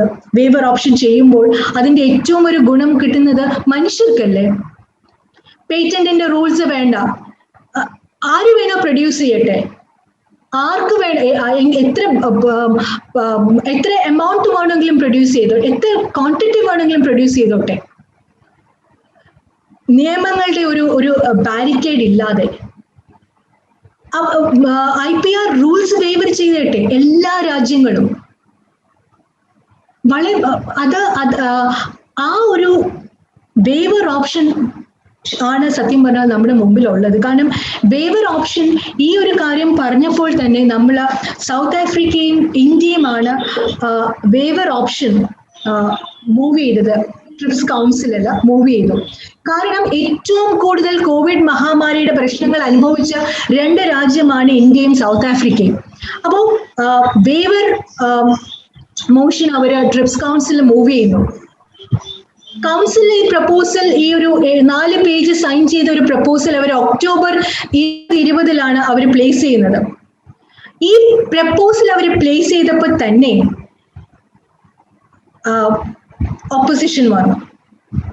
ആസ് എക്സ്പെക്റ്റഡ് ഡെവലപ്ഡ് കൺട്രീസ്, ഇവിടെയാണ് നമ്മൾ മിനി മാഡം പറഞ്ഞ കണക്ക് നമ്മളെ സൊസൈറ്റികളിൽ തമ്മിൽ തന്നെ അന്തരങ്ങളുണ്ട്, രാജ്യങ്ങളിൽ തമ്മിൽ അന്തരങ്ങളുണ്ട്, സൊസൈറ്റിക്ക് അകത്തും അന്തരങ്ങളുണ്ട്. അപ്പോൾ developed countries, particularly United States, European union, Japan, Canada, Switzerland, ഏറ്റവും രസകരമായ കാര്യം ബ്രസീൽ, ഇന്നലെ വരെ കമ്പൽസറി ലൈസൻസ് വേണമെന്നും ഒക്കെ വാദിച്ചുകൊണ്ട് വളരെ സ്ട്രോങ് ആയിട്ട് വാദിച്ചുകൊണ്ടിരുന്ന ബ്രസീൽ വരെ ഈ ഡെവലപ്പിംഗ് കൺട്രീസിന്റെ കൂടെ ചേർന്ന് പ്രപ്പോസലിനെ ഒപ്പോസ് ചെയ്തു. അവര് പറഞ്ഞ ഒരു 3 ഗ്രൂപ്പായിട്ട് ഇന്ത്യയും സൗത്ത് ആഫ്രിക്കയും വേവർ ചെയ്യണം, IPR റൂൾസ് മൊത്തം വേവർ ചെയ്യണം എന്ന് പറഞ്ഞപ്പോൾ, ഇത് മൊത്തം വേവർ ചെയ്യണം എന്ന് പറയുന്നത് ഒരു ചുരുങ്ങിയ കാലഘട്ടത്തിന് വേണ്ടി മാത്രമാണ്. ഒരു 3 വർഷം അല്ലെങ്കിൽ 4 വർഷം എല്ലാ പോപ്പുലേഷനും വാക്സിനേറ്റഡ് ആവുന്നവരെ വേവ് ചെയ്യൂ എന്നാണ് സൗത്ത് ആഫ്രിക്കയും ഇന്ത്യയും പറഞ്ഞത്. പക്ഷേ ഈ ഒരു പ്രപ്പോസലിനെ വളരെ നിശ്ചിതമായത് വിമർശിക്കപ്പെട്ടു. 3 ഗ്രൂപ്പായിട്ടാണ് വിമർശനങ്ങൾ വന്നത്. ഒന്ന്, അവർ പറഞ്ഞു നമ്മൾ വേവ് ചെയ്താൽ ഫാർമ കമ്പനീസിന് പിന്നെ റിസർച്ച് ചെയ്യാനായിട്ടുള്ള ഒരു ഇൻസെന്റീവ് കിട്ടത്തില്ല. ഫാർമ കമ്പനിയുടെ തലയിലിട്ട് അടിക്കുന്ന കണക്കാണ് നമ്മൾ ഈ ഒരു ആർഗ്യുമെന്റ് വെക്കുന്നത്. രണ്ടാമത് നമ്മൾ പറഞ്ഞു വെച്ചാൽ ഫ്ലെക്സിബിലിറ്റീസ്. ട്രിപ്സിനകത്ത് തന്നെ ഒരുപാട് ഫ്ലെക്സിബിലിറ്റീസ് ഉണ്ട്. നിങ്ങൾ ആ ഫ്ലെക്സിബിലിറ്റീസ് യൂസ് ചെയ്യൂ. നിങ്ങൾക്ക് എന്തുകൊണ്ട് ഫ്ലെക്സിബിലിറ്റീസ് യൂസ് ചെയ്തുകൂടാ? അതിനകത്ത് പറയുന്ന കുറച്ച് കാര്യങ്ങളൊക്കെ നിങ്ങൾക്ക് യൂസ് ചെയ്താൽ വാക്സിൻ നിങ്ങൾക്ക് കൃത്യമായിട്ടും നിങ്ങളുടെ പോപ്പുലേഷന് കൊടുക്കാം. എന്തുകൊണ്ട് നിങ്ങൾ ഫ്ലെക്സിബിലിറ്റീസ് യൂസ് ചെയ്യുന്നില്ല? അതുപോലെ മൂന്നാമതൊരു ആർഗ്യുമെന്റ് ആണ് പറഞ്ഞത്, ഒരു ഷോർട്ടേജും വരില്ല, കാരണം WHO ഇനിഷ്യേറ്റീവില് നമ്മൾ കോവാക്സ് ഫെസിലിറ്റീസ് ഉണ്ട്. അപ്പൊ അതുകൊണ്ട് നിങ്ങൾ അത് യൂസ് ചെയ്യൂ. അപ്പം 3 ആർഗ്യുമെന്റ് ആണ് വരുന്നത് വേവറിന് അഗൻസ്റ്റ് ആയിട്ട്. അപ്പം ആദ്യത്തെ ആർഗ്യുമെന്റിന്റെ മറുപടി എന്ന് പറയുന്നത്, ഫാർമ കമ്പനി എപ്പോഴും അവർ പറയുക അവരുടെ പൈസയിലാണ് അവർ റിസർച്ച് ചെയ്യുന്നത്. എത്ര പൈസയാണ് R&D എന്ന് എലൈ ലിലിയും പറയില്ല, ഫൈസറും പറയില്ല, അല്ലെങ്കിൽ റെഡീസും പറയില്ല. അവർ എത്ര ആണ് അതിനകത്ത് ഇൻവെസ്റ്റ് ചെയ്തേക്കുന്നത് ഒരു കമ്പനി നമ്മളോട് പറയാൻ പോകുന്നില്ല. പക്ഷെ നമ്മൾ COVID-19 വാക്സിന്റെ സിറ്റുവേഷൻ മനസ്സിലാക്കാനുള്ള കാര്യം, government and public funding agencies ആവശ്യം പോലെ പൈസ കൊടുത്തിട്ടുണ്ട്. Billions of US dollars of public money is being given to in support of COVID-19 research. Both Moderna and biotech, Pfizer biotech, ആ വാക്സിന് ഹ്യൂജ് ആയിട്ടുള്ള പബ്ലിക് ഫണ്ടിങ് റിസോഴ്സസ് ആണ് നമ്മൾ കൊടുത്തിട്ടുള്ളത്. And Moderna received 100% public funding. And it seems that governments have spent nearly 93 billion on COVID vaccines. അപ്പൊ നേരത്തെ respected mini madam പറഞ്ഞ കണക്ക് government funding കൂടെ പമ്പ് ചെയ്തിട്ടുള്ള ഒരു റിസർച്ച് ആണിത്. എന്നാൽ പിന്നെ ആ റിസർച്ചിന്റെ പ്രോഡക്റ്റിനെ എന്തുകൊണ്ട് പ്രോപ്പർട്ടി ആക്കി അതിനൊരു വില നിശ്ചയിച്ച് അതിന് ബാരിയേഴ്സ് സൃഷ്ടിക്കുന്നു? When public money is involved, it must be given free of cost to one and all, and it must be available to one and all. അതുപോലെ ഫ്ലെക്സിബിലിറ്റീസ്, എന്ത് ഫ്ലെക്സിബിലിറ്റീസ് ആണ് അവർ പറയുന്നത്? ദോഹ ഡിക്ലറേഷനിലും ട്രിപ്സ് ഫ്ലെക്സിബിലിറ്റീസിനെ കുറിച്ച് പറയും. ഒരുപാട് ഫ്ലെക്സിബിലിറ്റീസ് ഉണ്ട് ട്രിപ്സിൽ. കമ്പൽസറി ലൈസൻസിങ്, ആർട്ടിക്കിൾ 31 ബിസ് mechanism, voluntary ലൈസൻസിംഗിൽ ഒരൊറ്റ flexibility മാത്രം ഞാൻ പറയും. ഈ ഫ്ലെക്സിബിലിറ്റീസിനെല്ലാം ഉള്ള ഒരു പ്രോബ്ലം എന്ന് പറയുന്നത് ലീഗൽ ബാരിയേഴ്സ് ആണുള്ളത്. ഞാൻ ഈ കമ്പൽസറി ലൈസൻസിങ് കൂടെ പറഞ്ഞിട്ട് നിർത്താം. കമ്പൽസറി ലൈസൻസിങ്ങിന്റെ ഒരു ഏറ്റവും വലിയൊരു ഒരു പോരായ്മ എന്ന് പറയുന്നത്, നമ്മുടെ ഈ ഫ്ലെക്സിബിലിറ്റീസ് എല്ലാം നമ്മുടെ ഇന്ത്യൻ പേറ്റന്റ് ആക്ട്, കാരണം എല്ലാ രാജ്യങ്ങളിലും ഇന്റർനാഷണൽ ട്രിപ്സ് എന്ന് പറയുന്ന ഈ ഒരു എഗ്രിമെന്റിന്റെ ബാക്കി പത്രം എന്ന വണ്ണം ഓരോ രാജ്യങ്ങളിലും അതത് നിയമങ്ങളുണ്ട്. പേറ്റന്റ് ആക്ട്, ഇന്ത്യൻ പേറ്റന്റ് ആക്ടിലും കമ്പൽസറി ലൈസൻസിനെ കുറിച്ച് പറയുന്നുണ്ട്. കമ്പൽസറി ലൈസൻസിങ്ങിന്റെ പ്രത്യേകത എന്താണെന്ന് വെച്ചാൽ സെക്ഷൻ 84 and 92 കമ്പൽസറി ലൈസൻസിങ് പറയുന്നുണ്ട്.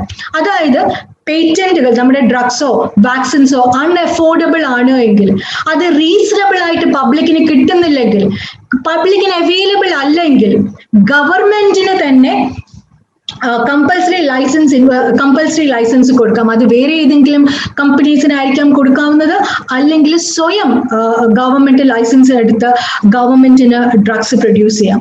അപ്പോൾ വളരെ എളുപ്പമല്ലേ? കാരണം നമുക്കിപ്പോൾ വാക്സിൻസ് അവൈലബിൾ അല്ല അല്ലെങ്കിൽ അഫോർഡബിൾ അല്ല എന്ന് പറഞ്ഞിട്ട് കമ്പൽസറി ലൈസൻസ് നമുക്ക് ഇഷ്യൂ ചെയ്തൂടെ? കമ്പൽസറി ലൈസൻസ് ഇന്ത്യയിൽ ഇഷ്യൂ ചെയ്തിട്ടുണ്ട് 2011.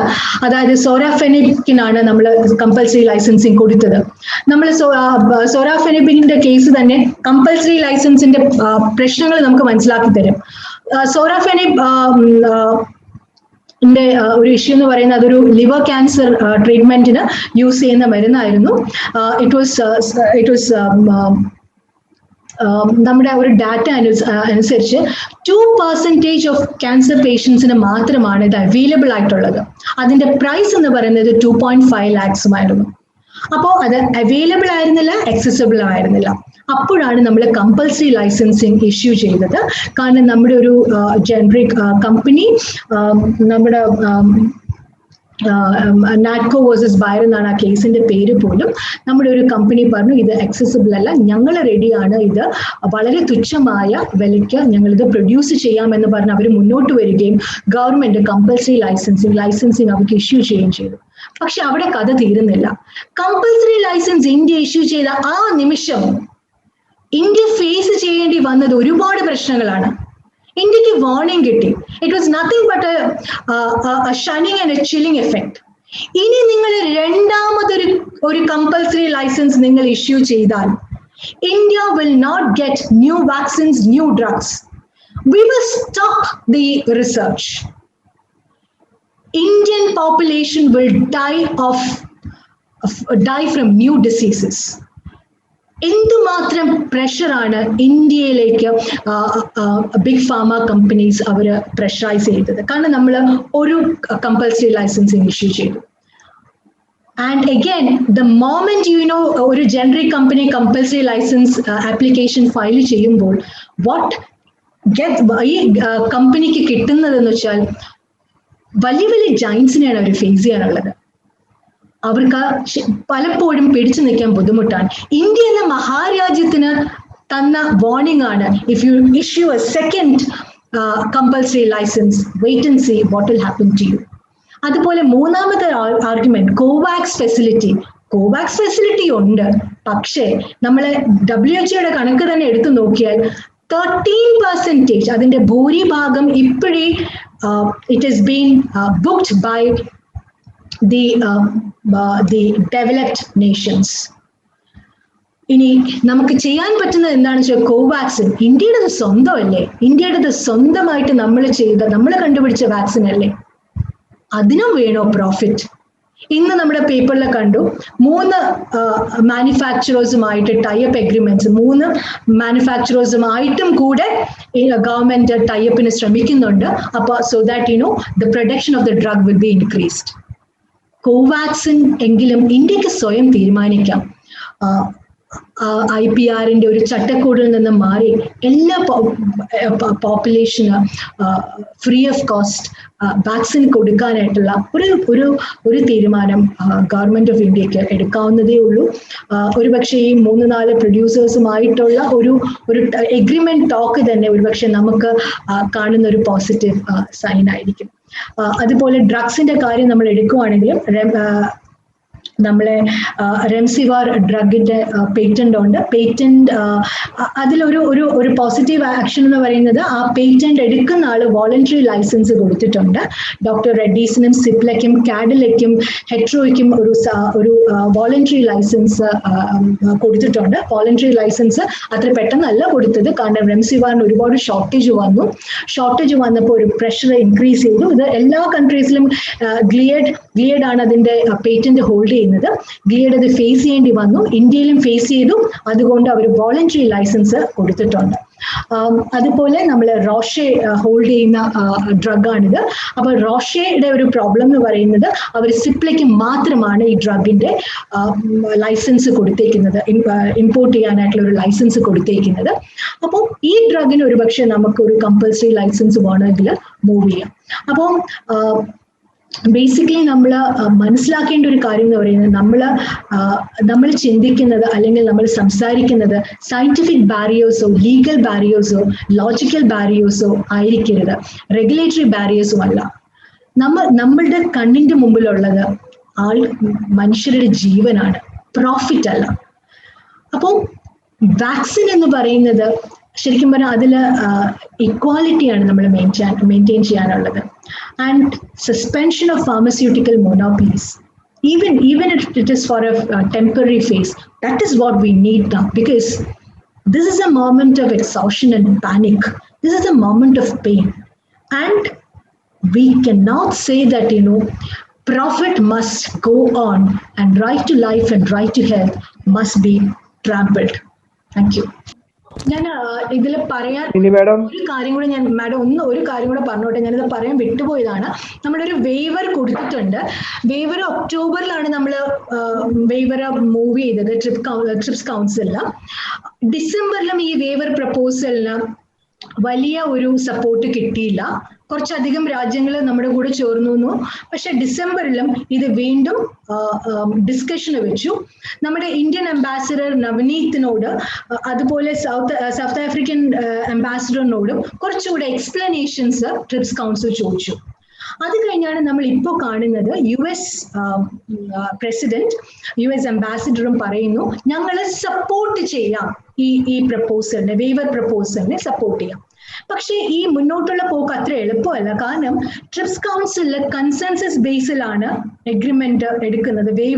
വേവർ തീരുമാനിക്കണമെങ്കിൽ എല്ലാ രാജ്യങ്ങളും ഒരുമിച്ച് ഒരു കൺസെൻസിൽ എത്തണം. ഈ ഒരു കോവിഡ് മഹാമാരിയിലും എല്ലാ രാജ്യങ്ങളും ഒരു വെർച്വൽ മീറ്റിംഗ് അവർ ഇതുവരെയും പ്ലാൻ ചെയ്തിട്ടില്ല. അപ്പോൾ ഒരു കൺസെൻസസ് എത്തുക എന്ന് പറയുന്നത് കുറച്ച് ബുദ്ധിമുട്ടുള്ള കാര്യമാണ്. പക്ഷേ നെഗോസിയേഷൻസ് നടക്കുന്നുണ്ട്. അതല്ലെങ്കിൽ ഇനി ജനറൽ കൗൺസിലിലോട്ടാണ് ഈ വേവർ പ്രപ്പോസൽ പോകുന്നത്. അപ്പൊ ഒന്ന് മനസ്സിലാക്കേണ്ട കാര്യം, വേവർ എന്ന് പറയുന്ന പ്രപ്പോസൽ ഒക്ടോബറിൽ കൊടുത്തതാണ്. ഇന്ന് നമ്മൾ സംസാരിക്കുന്നത് മെയ് 2021 എത്രയും പെട്ടെന്ന് ഒരു തീരുമാനം എടുക്കേണ്ട ഒരു കാര്യമാണ് ഇങ്ങനെ ഇത്രയും ഡിലേ വരുത്തുന്നത്, ഒക്ടോബർ തൊട്ട് മെയ് വരെ.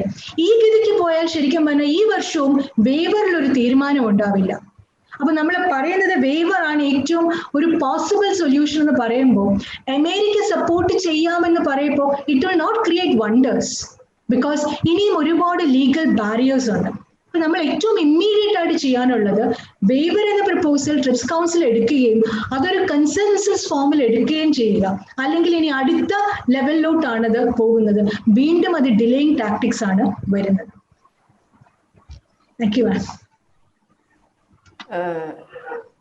Thank you Bismi madam. ഒരു വളരെ ഗഹനമായ ഒരു വിഷയം പരമാവധി ലളിതമായി പറയാനായിട്ട് മാഡം ശ്രമിച്ചിട്ടുണ്ട്. ഒറ്റ പോയിന്റുകളാണ് കേന്ദ്രീകരിച്ചത് മാഡം. വാക്സിൻ അത് എല്ലാവർക്കും കിട്ടണം, അതിന് തടസ്സം എന്ന് പറയുന്നത് ട്രിപ്സ് ആണ്, അതുമായി ബന്ധപ്പെട്ടുള്ള പാറ്റന്റ് നിയമങ്ങളാണ്. ഇന്ന് ലോകത്തെ മൾട്ടിനാഷണൽ കമ്പനികളും വികസിത രാജ്യങ്ങളും ഇത്തരത്തിലുള്ള ഫാർമ പ്രൊഡ്യൂസേഴ്സുമായി ബന്ധപ്പെട്ടുകൊണ്ട് ഇത്തരം പാറ്റന്റുകളെല്ലാം എടുത്തു വയ്ക്കുകയും അത് അവരുടെ ലാഭ താല്പര്യത്തിന് വേണ്ടി അവർ ഉപയോഗിക്കുകയും അവര് ചെയ്യുന്നു എന്നാണ് മാഡം പറഞ്ഞത്. തീർച്ചയായിട്ടും നമ്മളുടെ രാജ്യത്ത് നമുക്കൊരു ചെറിയ ഒരു കാര്യമുള്ളത് ഗാട്ട് കരാറിന്റെ തുടർച്ചയായിട്ടാണ്. അതിൽ ഉൾപ്പെടുന്നതാണ് ട്രിംസ് ഒക്കെ വരുന്നത്. അന്ന് 1994 ഏപ്രിൽ മാസം 15 ഗാട്ട് കരാറിൽ ഇന്ത്യ ഒപ്പിടാൻ തീരുമാനിച്ചപ്പോൾ കേരളത്തിൽ നമ്മളൊരു ബന്ദ് നടത്തി.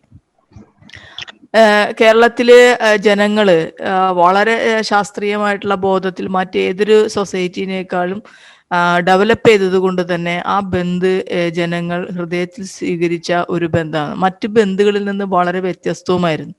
നമുക്ക് അഭിമാനിക്കാം, അന്നും ഇന്നും ട്രിംസ് അതുപോലെ ഗാട്ട് കരാറ് എല്ലാം നമ്മുടെ രാജ്യത്ത് നിലനിന്നിരുന്ന പാറ്റന്റ് നിയമത്തിനെ മാറ്റുന്നതിനും നമ്മളുടെ ആരോഗ്യ മേഖലയെ പൂർണ്ണമായും മാർക്കറ്റ് അടിസ്ഥാനത്തിൽ കോർപ്പറേറ്റുകൾക്ക് ഏത് നിലയിലും കൊണ്ടുപോകാൻ സാധിക്കുന്ന നിലയിലായിരുന്നു അത് മാറ്റിയതും എന്നത് ഇപ്പോൾ നമ്മൾക്ക് പൂർണ്ണമായും ബോധ്യപ്പെട്ടിട്ടുള്ള ഒരു കാര്യമാണ്. ഇതൊന്നും ഒളിച്ചു വയ്ക്കപ്പെട്ടിട്ടുള്ള ഒരു കാര്യമല്ല. ഇന്ന് അതും നമുക്ക് അവൈലബിൾ ആണ്. എങ്ങനെ ഇതിന്റെ ഓരോ പ്രോസസ്സും വന്നു.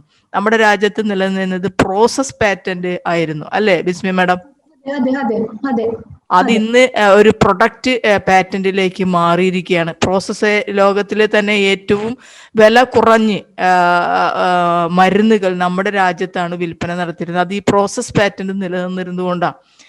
ഇന്ന് നമ്മൾക്ക് അതിന് സാധിക്കാത്ത അവസ്ഥയാണ് ഇന്നിപ്പോൾ ഈ കോവിഡ് വാക്സിനുമായി ബന്ധപ്പെട്ടുകൊണ്ട് നമ്മൾ അനുഭവിക്കുന്നത്.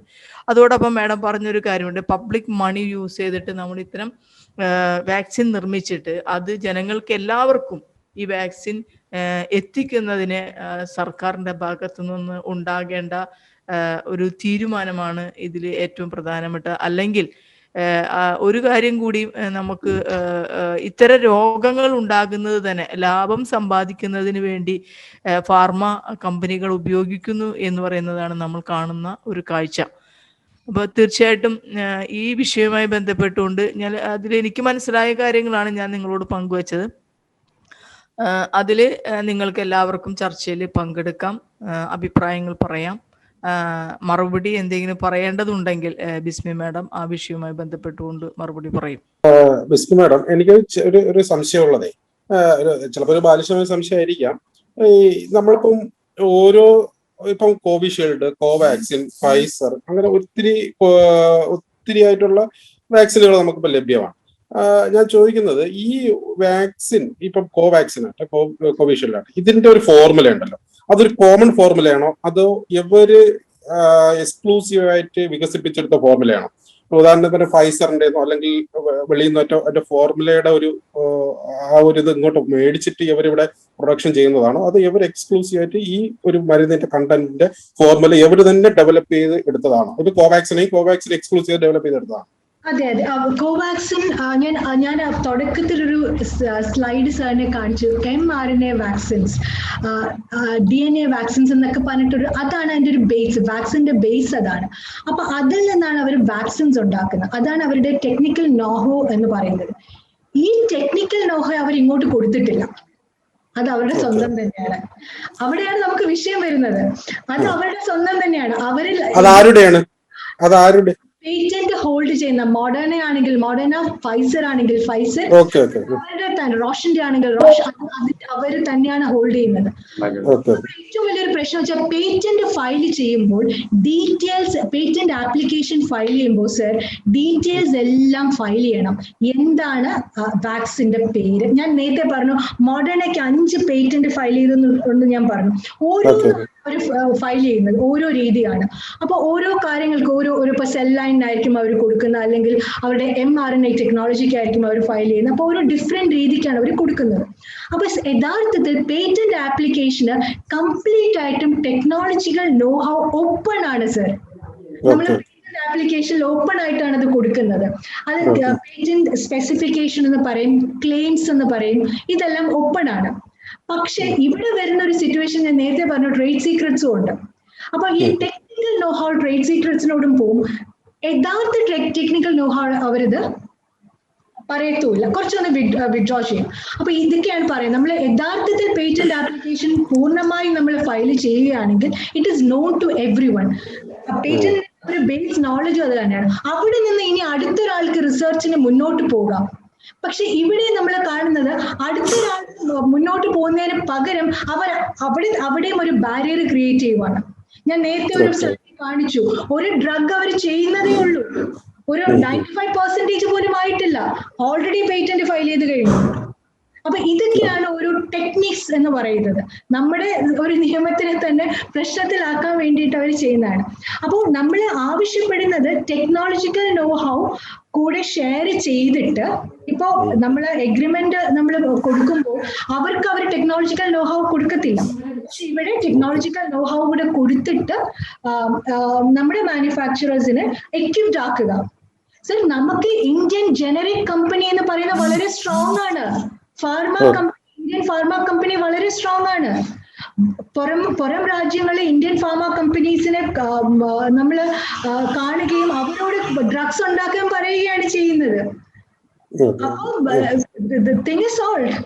ശരിക്കും പറഞ്ഞാൽ. ഹലോ, കേക്കാവോ? കേൾക്കാം, പറഞ്ഞോളൂ. ഓക്കെ മാം, എന്റെ ഒരു സംശയം എന്താന്ന് വെച്ചാല്, മാം പറഞ്ഞായിരുന്നു, എന്റെ പേര് കെവിൻ എന്നാണ്, ഞാൻ MG യൂണിവേഴ്സിറ്റി AD സ്റ്റുഡന്റ് ആണ്. ഓക്കെ, അപ്പൊ ഞാൻ ചോദിക്കാൻ വന്നത്, ഈ അമേരിക്കയിൽ ഒരു വാക്സിന് R&Dക്ക് 100% ഫണ്ടും ഗവൺമെന്റ് തന്നെ റേസ് ചെയ്യാണെന്നാണ് മാം പറഞ്ഞത്, അല്ലേ? ഇത് ഞാൻ പറഞ്ഞതല്ല, പ്രകാരമാണ്. ഡാറ്റ, അതെ ഡാറ്റയാണ്. അപ്പൊ എനിക്ക് ചോദിക്കാനുള്ളത്, അപ്പൊ നമ്മുടെ ഈ കോവിഷീൽഡ് സിറം ഇൻസ്റ്റിറ്റ്യൂട്ട് ആണല്ലോ ഉണ്ടാക്കിയത്. അത് ലോകത്തിലെ ഏറ്റവും വലിയ വാക്സിൻ മാനുഫാക്ചറർ ആണ്. അപ്പൊ ഇതിന്റെ R&Dക്കും ഇന്ത്യൻ ഗവൺമെന്റ് ആണോ ഫണ്ട് റേസ് ചെയ്തത്, അത് അവര് തന്നെയാണോ റേസ് ചെയ്തത്? അതിനെ കുറിച്ച് എനിക്ക് നോക്കേണ്ടി വരും. ഇന്ത്യൻ ഗവൺമെന്റിന്റെ സപ്പോർട്ട് ഉണ്ട്. ഒരു മിനിറ്റ് ഒന്ന്, ഇന്ത്യൻ ഗവൺമെന്റിന്റെ സപ്പോർട്ട് ഉണ്ട് അതിനകത്ത്. ഞാൻ പറഞ്ഞ കണക്ക് നമ്മള് സാധാരണഗതിയിൽ ഇവർ എത്രമാത്രമാണ് പൈസ ഇതിനകത്ത് ഇൻവെസ്റ്റ് ചെയ്തേക്കുന്നു എന്നുള്ളത് കൃത്യമായ കണക്കുകൾ അവർ പറയില്ല. അതെനിക്ക് മനസ്സിലായി. ഒരിക്കലും കണക്ക് പറയില്ല. നമ്മളിപ്പോ ഏറ്റവും ഇമ്പോർട്ടന്റ് ആയിട്ടുള്ള എലൈ ലില്ലിയോട് ചോദിച്ചാലും അവർ ഒരിക്കലും കൃത്യമായ കണക്ക് പറയില്ല. അപ്പൊ ഇവിടെ അപ്പൊ ഇതിന് ഈ ചോദ്യത്തിന് കൃത്യമായിട്ടുള്ള എനിക്ക് ആൻസർ പറയാൻ അറിയില്ല. നോക്കിയിട്ട് വേണമെങ്കിൽ സാറിന് മെയിൽ ചെയ്യാം. എത്ര പെർസെന്റേജ് ആണ് ഗവൺമെന്റ് ഓഫ് ഇന്ത്യ കൊടുത്തിട്ടുള്ളതെന്ന് എനിക്ക് നോക്കിയാൽ മാത്രമേ പറയാൻ പറ്റൂ. മറ്റേതൊരു ഓത്തന്റിക് സോഴ്സ് ആയിരുന്നു, ഇത് ഞാൻ നോക്കിയിട്ടില്ല. ഓക്കെ മാം, അത് എനിക്ക് മെയിൽ ചെയ്യുകയാണെങ്കിൽ നല്ല. ഹലോ, സംസാരിക്കാൻ പറ്റും? കെവിൻ ചോദിച്ചു. ഡോക്ടർ ജയകൃഷ്ണനാണ് സംസാരിക്കുന്നത്. അപ്പൊ കെവിൻ ചോദിച്ചത് കോവിഷീൽഡ് അല്ലേ? കോവിഷീൽഡിന്റെ R&D കംപ്ലീറ്റ് നടത്തിയത് ആസ്ട്രാസെനേക്ക ഓക്സ്ഫോർഡ് ആയിരുന്നു അവര്. ഞാൻ കേട്ടത് അത് ആസ്ട്രാസെനേക്ക ഫണ്ട് ചെയ്തിരിക്കുന്നത്. ആസ്ട്രാസെനേക്ക ഫണ്ട് ചെയ്ത് NIH ഫണ്ട് ചെയ്തിട്ടുണ്ട്. US-ലെ NIH ഫണ്ട് ചെയ്തിട്ടുണ്ട്, UK ഫണ്ട് ചെയ്തിട്ടുണ്ട്, യൂറോപ്യൻ യൂണിയൻ ഫണ്ട് ചെയ്തിട്ടുണ്ട്. പിന്നെ വെൽക്കം ട്രസ്റ്റ് ഉണ്ട്, ബറോസ് വെൽക്കം എന്നുള്ള ഒരു ചാരിറ്റി മിലിൻഡ ഗേറ്റ്സ് ഫണ്ട് ചെയ്തിട്ടുണ്ട്. അങ്ങനെയാണ്. ഓക്കെ, കോവാക്സിൻ ആണ് ഇന്ത്യയിൽ. ജയകൃഷ്ണൻ സാറ് കോഴിക്കോട് മെഡിക്കൽ കോളേജിലെ കമ്മ്യൂണിറ്റി മെഡിസിൻ HOD-യാണ്. ജയകൃഷ്ണൻ സാറ് ഒന്ന് സംസാരിക്കൂ. സാറിന് എന്താണ് ഈ വിഷയവുമായിട്ട് ബന്ധപ്പെട്ട് സംസാരിക്കാനുള്ളത്? സംശയമായിട്ട് പറയണ്ട, ഞങ്ങളോട് പറയാനുള്ള കാര്യം പറഞ്ഞാൽ മതി. അല്ല, ഞാൻ ഈ പറഞ്ഞ ഇഷ്യൂസ് ഒക്കെ ഞാൻ എഴുതുകയും ഒക്കെ ചെയ്തിട്ടുണ്ട്. ട്രൂ കോപ്പി തിങ്കറില്, ശാസ്ത്ര സാഹിത്യ ലൂക്കയില്, മാതൃഭൂമിയിലൊക്കെ എഴുതിയിരുന്നു ഈ പറഞ്ഞ ഇഷ്യൂസ് ഒക്കെ ഇപ്പൊ അടുത്ത 2 ആഴ്ചക്കിടയില്. പിന്നെ ഈ കോവാക്സിന്റെ ഇഷ്യൂ ഞാൻ പകുതിക്കാണ് ഇതിൽ എൻ്റർ ചെയ്തിട്ടുള്ളൂ. പിന്നെ കോവാക്സിന്റെ ഇഷ്യൂ എന്ന് വെച്ചാൽ അതിന്റെ ഏറ്റവും ആയിട്ടുള്ള ബേസിക് റിസർച്ച് നടത്തിയിരിക്കുന്നത് സീഡ് വൈറസിനെ ഐഡന്റിഫൈ ചെയ്തിരിക്കുന്നത് നാഷണൽ ഇൻസ്റ്റിറ്റ്യൂട്ട് ഓഫ് വൈറോളജി പൂനെയിലെ സയന്റിസ്റ്റുകളാണ്. അത് നമ്മൾ ഗവൺമെന്റ് കീഴിലുള്ള സയന്റിസ്റ്റുകളാണ്. പിന്നെ അതുകൂടാതെ അതിന്റെ R&Dക്ക് വേണ്ടി ICMR ഇഷ്ടംപോലെ സപ്പോർട്ട് ആയിട്ടുള്ളത്. ഇന്ത്യയിൽ ഡ്രഗ് കൺട്രോൾ ജനറലിൽ അതിന് ഈ ക്ലിനിക്കൽ ട്രയൽ രജിസ്ട്രിയിൽ എൻട്രി ചെയ്തപ്പോൾ അതിന്റെ സെക്കൻഡറി സ്പോൺസർ ICMR ആണ്, സെക്കൻഡറി സ്പോൺസർ. അപ്പൊ അതുപോലെ ഇത് കോവാക്സിനെ സംബന്ധിച്ചിടത്തോളം ഇതുവരെയുള്ള 6 പബ്ലിക്കേഷൻസ് വന്നു ജേണലിലെ. അപ്പൊ പബ്ലിക്കേഷൻസിൽ അതിന്റെ ഫണ്ടിങ് കാണിക്കുന്നതിൽ അത് ഇന്ത്യ ഗവൺമെന്റും ICMR ആണ് പറഞ്ഞിട്ടുള്ളത്. അപ്പൊ ഇന്ത്യ ഗവൺമെന്റിന് ശരിക്കും അതിന്റെ പേറ്റന്റ് അവകാശപ്പെടാൻ, പക്ഷേ ഇന്ത്യ ഗവൺമെന്റ് ഞാൻ മനസ്സിലാക്കിയിടത്തോളം അതിന്റെ എക്സ്ക്ലൂസീവ് ലൈസൻസ് കംപ്ലീറ്റ് ഭാരത് ബയോടെക്കിന് മാത്രമാണ് കൊടുത്തിട്ടുള്ളത്. ഇപ്പൊ പറഞ്ഞ പോലെ ഹാഫ്കിനും 2-3 കമ്പനിക്ക് അത് മാനുഫാക്ചറിംഗിലെ ഇത് മാത്രമേ ഗവൺമെന്റ് കൊടുത്തിട്ടുള്ളൂ. പക്ഷെ അതിന്റെ നോൺ എക്സ്ക്ലൂസീവ് ലൈസൻസ് കൊടുത്ത് ബാക്കിയുള്ള കമ്പനികൾ ഉണ്ടാക്കിപ്പിക്കാം. പക്ഷെ അതിന്റെ പേറ്റന്റ് ശരിക്കും ഗവൺമെന്റിന് അവകാശപ്പെട്ടതാണെന്നാണ് നമുക്ക് വാദിക്കാം. അത്ര എനിക്ക് പറയാനുള്ളത്, അതിനെ കുറിച്ച് അറിയാനുള്ളത്. അതായത് ഇപ്പോ ഇന്നത്തെ വാർത്ത എന്ന് പറഞ്ഞത് കോവിഡ് കേരളത്തിലടക്കം രാജ്യത്താകെ കുറഞ്ഞു വരുന്നു എന്നതാണ്. അപ്പോൾ നമ്മൾ ഒരിക്കൽ വന്നുപോയ ആളുകൾക്ക് വീണ്ടും ഇത് വരുന്നതിനുള്ള സാധ്യതയെ കുറിച്ച് ഒന്ന് ഭയങ്കര പാനിക് ആയിട്ടുള്ള ഒരു സിറ്റുവേഷൻ ആണ് നമുക്കുള്ളത്. ഒന്ന് പറയാമോ? ഇത് കുറഞ്ഞു വരിക എന്നുള്ളത് നമ്മൾ ശരിക്കും ഒരാഴ്ച കൊണ്ട് കുറഞ്ഞു വരിക എന്ന് പറയാൻ പറ്റില്ല. കുറഞ്ഞു വരേണ്ടെങ്കിൽ ഒരു 3 വീക്സ് ട്രെൻഡൊക്കെ നോക്കേണ്ടി വരും. അതിന്റെ ഇൻക്യുബേഷൻ പീരീഡ് 14 ദിവസം ആയതുകൊണ്ട് മിക്കവാറും 2 വീക്സ് അല്ലെങ്കിൽ 3 വീക്സ് നോക്കിയിട്ട് കുറഞ്ഞു വരിക എന്ന് പറയാൻ പറ്റുള്ളൂ. കേരളത്തിലേക്ക് ഇപ്പൊ ഉണ്ടായത് എന്താണെന്ന് വെച്ചാൽ ലോക്ക്ഡൌൺ ഒക്കെ ആയതുകൊണ്ട് കുറെ ആള് ഹോസ്പിറ്റലിൽ പോകാത്ത കൊണ്ട് റിപ്പോർട്ട് ചെയ്യാത്തതുകൊണ്ട് കുറെ കുറവ് കാണിക്കണ്ട. അല്ലാതെ ഇപ്പൊ 2 വീക്സ് കൊണ്ട് കുറച്ച് കുറഞ്ഞിട്ടുണ്ടാവും എങ്ങനെയായാലും വീക്കിലെത്തിയിട്ട്. അതാണുള്ളത്. ഇനി ഇതിന്റെ രണ്ടാമത് വരാനുള്ള സാധ്യത ഈ 3 ദിവസം മുമ്പ് 4 ദിവസം മുമ്പ് WHO ഇമ്മ്യൂണിറ്റി എന്ന് പറഞ്ഞൊരു അതിന്റെ പേപ്പർ ഇറക്കിയിട്ടുണ്ട്. ഇമ്മ്യൂണിറ്റി ഒരു തവണ വന്ന ആൾക്കാർക്ക് സാധാരണ കുറെ നാളത്തേക്കുള്ള അതിന്റെ 2 തരത്തിലുള്ള ആന്റിബോഡിയുള്ള ഇമ്മ്യൂണിറ്റിയും കിട്ടുന്നത് സെല്ലുലാർ ഇമ്മ്യൂണിറ്റിയും കിട്ടുന്നതായിട്ടാണ് പറയുന്നത്. ഒരു 6 to 8 months വരെ രണ്ടാമത് വരാതിരിക്കാനുള്ള ഇമ്മ്യൂണിറ്റി ഉണ്ടെന്നാണ് പറയുന്നത്. പക്ഷെ പേഴ്സണലി വേറെ ചെയ്യാം. ചിലപ്പോൾ മുമ്പ് തന്നെ പറഞ്ഞിട്ട് സ്മോക്ക് ചെയ്യുന്നവർ, ഒബീസിറ്റി ഉള്ളവർ, ഡയബറ്റീസ് ഉള്ളവർ ചിലപ്പോൾ അങ്ങനെ അവർക്ക് വേണ്ട ഇമ്മ്യൂണിറ്റി കിട്ടാൻ ഉണ്ടാവില്ല. പക്ഷെ എന്നാലും രണ്ടാമത് വന്ന് ഇൻഫെക്ഷൻ വന്നാലും അത്ര കൂടുതലായിട്ട് ഉണ്ടാവില്ല, ചെറുതായിട്ട് വന്നു പോവുകയുള്ളൂ എന്നാണ് ഇപ്പോഴത്തെ കറണ്ട് കോൺസെൻസസ് സയന്റിസ്റ്റുകളുള്ളത്. 6 to 8 months സാധാരണ നോർമലി വെച്ചാൽ 90 to 90% ആൾക്കാർക്ക് ഉണ്ടാകാം. ഇന്ത്യയിൽ തന്നെ Indian council of medical research അടുത്ത കാലത്ത് വരെ ഫോളോ അപ്പ് സ്റ്റഡീസ് നടത്തിയിട്ട് രണ്ടാമത് വരാനുള്ള സാധ്യത 5% താഴെയാന്ന് പറഞ്ഞത്. രണ്ടാമത് വരും എന്ന് വെച്ചാൽ 100 ദിവസം കഴിഞ്ഞിട്ട് വന്നാലേ രണ്ടാമത് വരും എന്ന് പറയും. ഒരു കോവിഡ് ഒരു തവണ വന്നിട്ട് അതിന് 1 മാസോ 2 മാസോ കഴിഞ്ഞിട്ട് സിംറ്റം ഉണ്ടെങ്കിൽ ആദ്യത്തെ അതിന്റെ കണ്ടിന്യൂ ചെയ്യുന്നതായിട്ടാ പറയുന്നത്. PCR പോസിറ്റിവിറ്റി അതുപോലെ 3 മാസം വരെ PCR കിട്ടും സിംറ്റം ഇല്ലെങ്കിലും. രണ്ടാമത് വരണ്ടെങ്കിൽ ഒരു 3 മാസം കഴിഞ്ഞിട്ടാണ് രണ്ടാമത് റീഇൻഫെക്ഷൻ എന്ന് പറയാം. അങ്ങനെയുള്ള സാധ്യത ഇപ്പോഴത്തെ നോളജ് വെച്ചിട്ട് വളരെ സാധ്യത കുറവാണെന്ന് പറയുന്നത്. ഈ പറഞ്ഞ പോലെ കുറച്ചേ ഉള്ളൂ എന്നാണ് പറയുന്നത്. രണ്ടാമത് വന്നിട്ടുണ്ട് തന്നെ അത് മൈൽഡ് ആയിരിക്കും, നമ്മുടെ ഇമ്മ്യൂണിറ്റി അതിനെ പ്രൊട്ടക്ട് ചെയ്യുന്നതായിട്ടാണ് ഇപ്പോഴത്തെ ലോകത്തിലുള്ള സയന്റിസ്റ്റുകളുടെ കോൺസെൻസിലുള്ള ഒരു ധാരണ. ക്ലിയർ ആയോ? അതാണ് ക്ലിയർ ആയി. അത് മാത്രല്ല വാക്സിനുമായി ബന്ധപ്പെട്ട് ഇപ്പോ ഒരു ആശങ്ക വന്നല്ലോ ഈ വാക്സിൻ എടുത്ത ആളുകൾക്ക്. ചില ആൾക്ക് വന്നു. ഇപ്പൊ ശശി തരൂര് അങ്ങനെ ഒരു ഇത് ഉന്നയിച്ചു, മുഖ്യമന്ത്രിക്ക് അങ്ങനെ വന്നു, നമ്മളുടെയൊക്കെ വീടിന്റെ അടുത്തുള്ള ചില ആളുകൾക്ക് അങ്ങനെ വന്നു. ചില ആളുകൾ അതനുസരിച്ച് മരിച്ചിട്ടുമുണ്ട്, 1-2 കേസുകൾ അങ്ങനെയും വന്നു. അപ്പൊ വാക്സിൻ എടുത്ത ആളുകൾക്കും ഇതേ ഇമ്മ്യൂണിറ്റി ഡെവലപ്പ് ചെയ്യുന്നില്ലേ? വാക്സിൻ നമ്മുടെ ഇവിടെയുള്ള ഈ നമ്മൾ ഉപയോഗിക്കുന്ന കോവിഷീൽഡ് ആണ്. അതപ്പോ ഓക്സ്ഫോർഡിന്റെ ആസ്ട്രാസെനക്കയുടെ സ്റ്റഡീസേ വന്നിട്ടുള്ളൂ. ഇതിന്റെ സ്റ്റഡീസ് പബ്ലിഷ് ചെയ്തിരുന്നില്ല. അത് 62 മിനിമം 60 to 93 വരെ കിട്ടാം പ്രൊട്ടക്ഷൻ തന്നെയാണ്. 60 to 93. അപ്പോൾ തന്നെ മനസ്സിലാക്കണം അത് 40 ഉണ്ട് എന്നുള്ള കാര്യത്തില്, അങ്ങനെയുണ്ട് എന്നുള്ള കാര്യത്തിൽ. അപ്പൊ നമുക്ക് ആവറേജ് ഒരു 70% ആണ് പറയുന്നത്. 70% ആണ് എഫിക്കസി പറയുന്നത്. എഫിക്കസി എന്ന് പറഞ്ഞാൽ എടുക്കാത്ത ആളെക്കാളും നമുക്ക് 70% പ്രൊട്ടക്ഷൻ കൂടുതൽ കിട്ടുന്നുള്ള അർത്ഥത്തിലാണ് എടുക്കേണ്ടത് രോഗം ആണ് വന്നാല്. അപ്പൊ ഇപ്പോഴത്തെ വാക്സിന്റെ പ്രത്യേകത എന്താണെന്ന് വെച്ചാൽ ഈ വാക്സിൻസ് ഒക്കെ ഗുരുതരമായ രോഗങ്ങൾ, രോഗലക്ഷണങ്ങൾ, ഡെത്ത് കുറക്കുന്നതാണ് എൻഡ് പോയിന്റ് ആയിട്ട് അവർ ട്രയലിൽ നോക്കിയത്. അവരിത് ഇൻഫെക്ഷൻ കിട്ടാനുള്ള പുറത്ത് കൊടുക്കാനുള്ള അത്ര ട്രയലിൽ നോക്കിയിരുന്നില്ല. അതുകൊണ്ട് തന്നെ മൈൽഡ് ഇൻഫെക്ഷൻ കിട്ടാൻ സാധ്യതയുണ്ട്, മൈൽഡ് കൊടുക്കാനും സാധ്യതയുണ്ട് പകരാനുള്ള. അപ്പൊ നമ്മുടെ എക്സ്പീരിയൻസ് നമ്മളിപ്പോ വാക്സിൻ കൊടുത്തു തുടങ്ങി January 16 തുടങ്ങിയത്.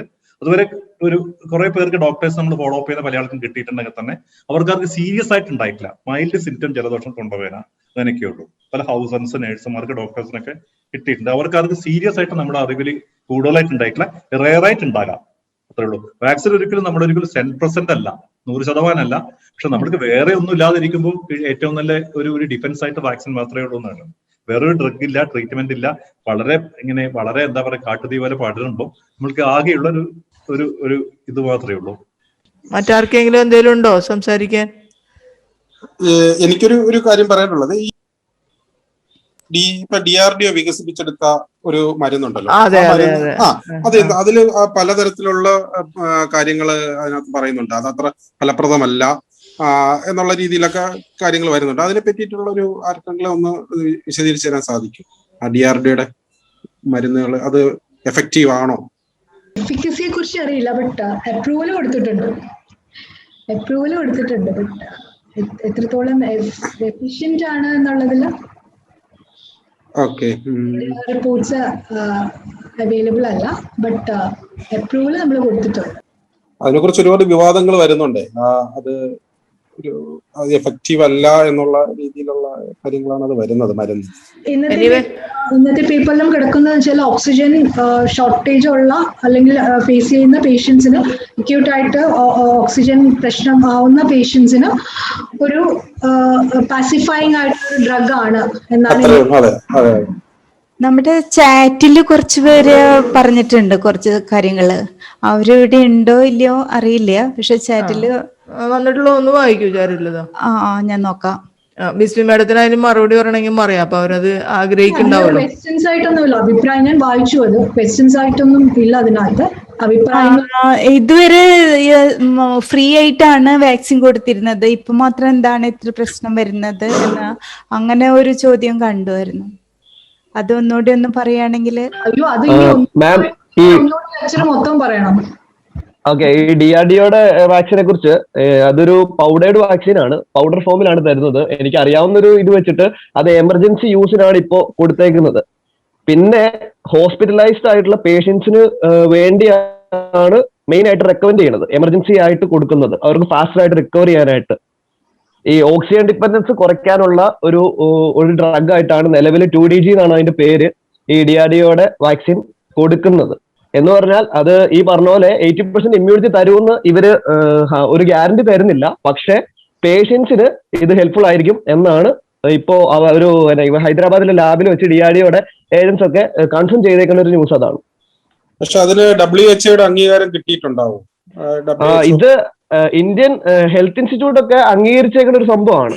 എമർജൻസി യൂസിന് ഉപയോഗിക്കാമെന്ന് അവർ കൊടുത്തിട്ടുണ്ട്. ഇപ്പൊ കഴിഞ്ഞ ഇടയ്ക്ക് ഹിന്ദുവിലൊക്കെ വലിയൊരു വാർത്തയുമായിരുന്നു.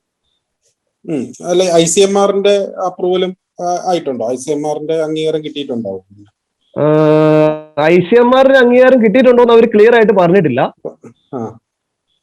നിലവിൽ ഇപ്പൊ പറഞ്ഞേക്കുന്നത്, ഞാൻ കഴിഞ്ഞ ദിവസമാണ് തോന്നുന്നത് NDTVയിൽ ഒരു ന്യൂസ് കണ്ടപ്പോൾ ഇവർ പറഞ്ഞത് it is cleared for emergency യൂസിന് ക്ലിയർഡ് ആണെന്നാണ് അവർ പറഞ്ഞേക്കുന്നത്. ഹൂവിന്റെ അംഗീകാരം ഉണ്ടോ എന്ന് അവർ വ്യക്തമായിട്ട് പറഞ്ഞിട്ടില്ല. സോ അതിന്റെ പുറകിലുള്ള കോൺട്രവേഴ്സി ഇത് തന്നെയാണ്. അതെ, ആ. അതാണ് പ്രശ്നം. പിന്നെ ഇതുപോലെ തന്നെയായിരുന്നു മറ്റേ നമ്മുടെ കോവാക്സിൻ ഇറക്കിയപ്പോഴും ഈ എന്താ പറയാ ഫുള്ളി ടെസ്റ്റ് ചെയ്യാത്ത ഒരു വാക്സിന്റെ പുറകെ അതിന്റെ പുറകിൽ ഇതുപോലെ കുറെ പ്രശ്നങ്ങൾ ഉണ്ടായിരുന്നു. സാറേ, നമ്മളുടെ സംസ്ഥാന സർക്കാരേ ഈ കോവിഡുമായി ബന്ധപ്പെട്ടുകൊണ്ട് ഇന്നിപ്പോ പറഞ്ഞിരിക്കുന്ന മാസ്ക്, മറ്റ് എക്യുപ്മെന്റ്സ് ഒക്കെ ആയിട്ട് ബന്ധപ്പെട്ടുകൊണ്ട് ഒരു ഓർഡർ ഇറക്കിയിട്ടുണ്ടല്ലോ, അതിന്റെ വില നിശ്ചയിച്ചുകൊണ്ട്.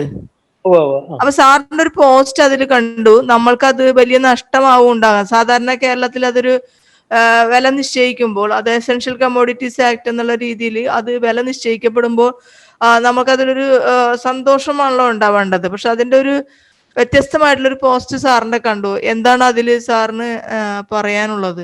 രണ്ട് കാര്യങ്ങള്. അല്ല, ഇതിപ്പോ നമ്മുടെ ഇന്നത്തെ വിഷയമായിട്ട് ഒരുപാട് മാറിപ്പോകാൻ സാധ്യതയുണ്ട്. അതുകൊണ്ടായിരിക്കും കിടക്കണമെന്ന് എനിക്കറിയാം. എന്തായാലും ഈ ക്വാളിറ്റി ഓഫ് കെയറിനെ അത് ബാധിക്കുന്നതാണ് പൊതുവെ മെഡിക്കൽ കമ്മ്യൂണിറ്റിയിലുള്ള ആൾക്കാരുടെ ഒരു അഭിപ്രായം. ഇപ്പൊ എസെൻഷ്യൽ കമ്മോഡിറ്റീസ് ആക്ട് പ്രകാരം ആ വില നിശ്ചയിച്ച കേൾക്കുന്നുണ്ടല്ലോ അല്ലേ? കേൾക്കണ്ടോ? ആ ഐറ്റംസിന്റെ മാത്രമല്ല, പിന്നെ ഹോസ്പിറ്റൽസിൽ ഫിക്സ് ചെയ്ത റേറ്റുകൾ ഉണ്ടല്ലോ.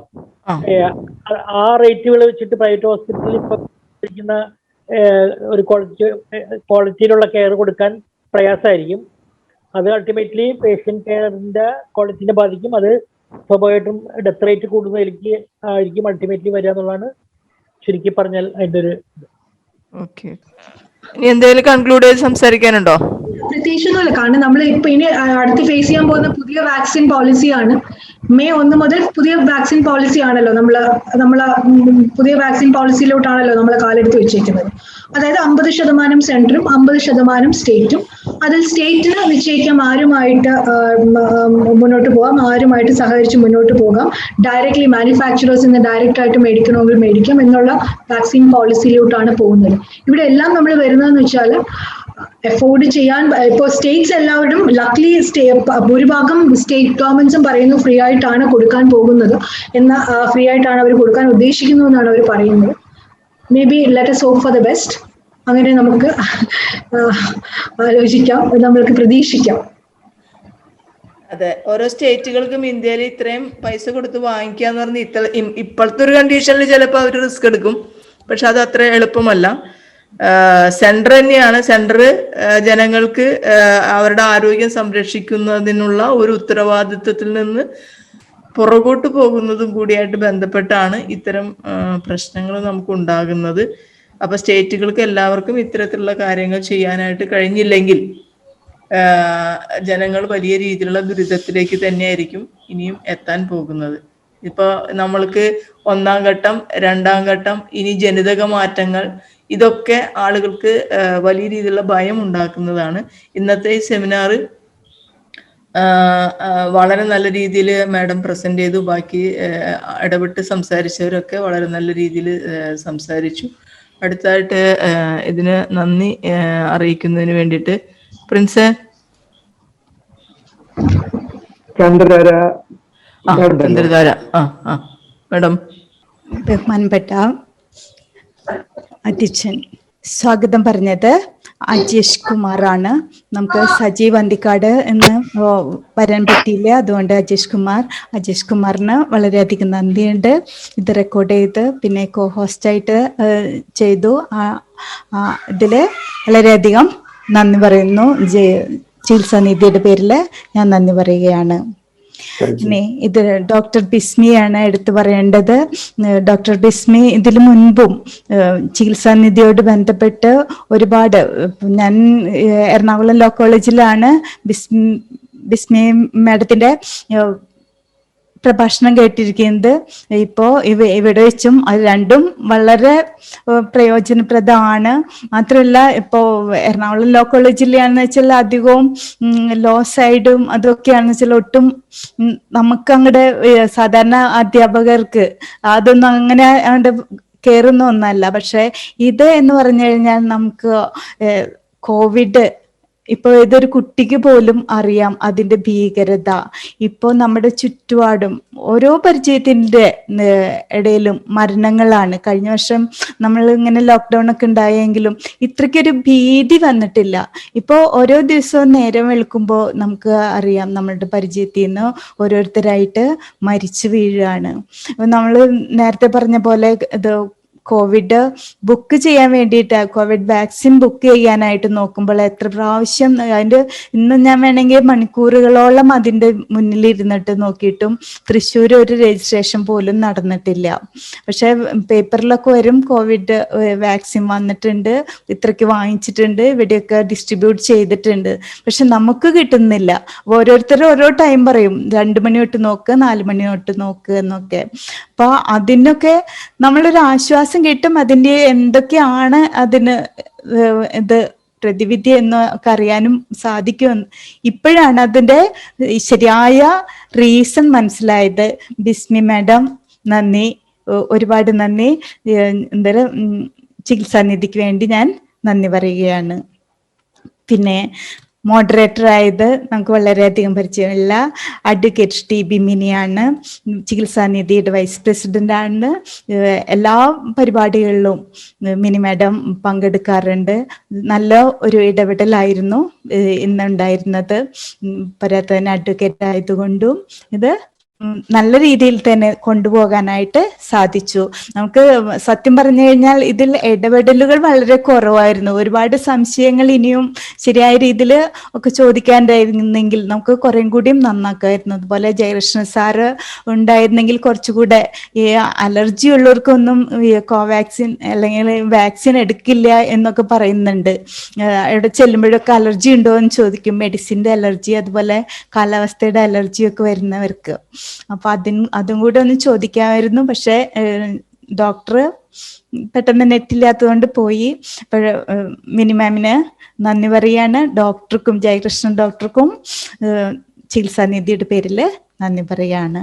പിന്നെ പ്രിൻസ് ഡോക്ടർ മെഡിക്കൽ ലോ ഒക്കെ പഠിച്ച് ഇതൊക്കെ നന്നായിട്ട് അറിയുന്ന ആളായിരിക്കും. പക്ഷെ കാര്യമായിട്ട് ഇതിനെക്കുറിച്ചൊന്നും പറഞ്ഞിട്ടില്ല. പക്ഷെ ശരിക്കും അറിഞ്ഞുകൊണ്ട് തന്നെയാണ് ഇങ്ങനെ ഒരു പ്രോഗ്രാം നമുക്ക് വേണ്ടി ഇവിടെ സംഘടിപ്പിച്ചത്. പ്രിൻസ് ഡോക്ടർക്ക്, ഇതിന്റെ സെക്രട്ടറി കൂടിയാണ് ചികിത്സാനിധിയുടെ. പ്രിൻസ് ഡോക്ടർക്ക് ചികിത്സാനിധിയുടെ പേരിൽ നന്ദി പറഞ്ഞുകൊള്ളുന്നു. ഇനി ഏതൊരു പ്രോഗ്രാമിന്റെയും ഏറ്റവും പുറകിൽ നിന്ന് മുന്നിലേക്ക് വരാതെ, ഒരിക്കലും സ്റ്റേജിന് മുന്നിലേക്ക് വരാത്ത ആളാണ്, എല്ലാവർക്കും അറിയാം, ബ്രഹ്മപുത്രൻ ഡോക്ടർക്ക് ഞാൻ നന്ദി പറയുകയാണ്. പിന്നെ നമ്മുടെ പ്രസിഡന്റ് വളരെ നിശബ്ദമായിട്ട് കാര്യങ്ങൾ നീക്കുന്ന, ഒരുപക്ഷെ ടെക്നിക്കൽ നോഹവിന്റെ പ്രശ്നം കൊണ്ടായിരിക്കാം ഇന്ന് ഇല്ലാത്തത്. അതുപോലെ കുറച്ചു പേരും കൂടിയുണ്ട് നമ്മളുടെ ഇതില് ചികിത്സാനിധിയിൽ പ്രവർത്തിക്കുന്ന ആൾക്കാർ. അവർക്കൊന്നും ഇതിൽ കുറെ പേർക്ക് പങ്കെടുക്കാനായിട്ട് സാധിച്ചിട്ടില്ല. പല മീറ്റിങ്ങുകളിലും അത് ഇങ്ങനെ ഇതുകൊണ്ട് തന്നെ നെറ്റിന്റെ പ്രശ്നം കൊണ്ടും സൂം മീറ്റിങ്ങിന്റെ അതൊന്നും അറിയാത്തത് കൊണ്ടും അവർക്ക് പങ്കെടുക്കാൻ സാധിക്കുന്നില്ല. എന്തായാലും അവർക്ക് ഇത് യൂട്യൂബിൽ കൂടെ കാണിച്ചു കൊടുക്കാനും നമ്മുടെ ഗ്രൂപ്പിലിട്ട് കാണിച്ചു കൊടുക്കാനും നമുക്ക് സാധിക്കും. പിന്നെ ലോ കോളേജിൽ നിന്നും ഒക്കെ പങ്കെടുത്തിട്ടുള്ള കുറച്ച് പേര് ഇവിടെ ഉണ്ടായിരുന്നു. കെവിൻ, പിന്നെ നഹാസ് ഇപ്പോഴാണ് വന്നത്, ബഷീർ, അജേഷ് കുമാർ, അശ്വതി, ഇവിടെ പങ്കെടുത്ത എല്ലാവർക്കും നന്ദി പറയാണ്. പിന്നെ സിമ്പിൾ മീഡിയ സൊല്യൂഷൻ, 13.8 ചാനൽ, ഇവർക്കെല്ലാവർക്കും നന്ദി പറഞ്ഞുകൊണ്ട് ഞാൻ അവസാനിപ്പിക്കുന്നു. ഈ മോഡറേറ്ററെ ഇത് പ്രോഗ്രാം അവസാനിപ്പിക്കുന്നതിനായി ക്ഷണിച്ചുകൊള്ളുന്നു. എല്ലാവർക്കും ഒരിക്കൽ കൂടി നന്ദി പറഞ്ഞ ചന്ദ്രധാരയ്ക്കും നന്ദി. നമ്മൾ പ്രോഗ്രാം അവസാനിപ്പിക്കുകയാണ്.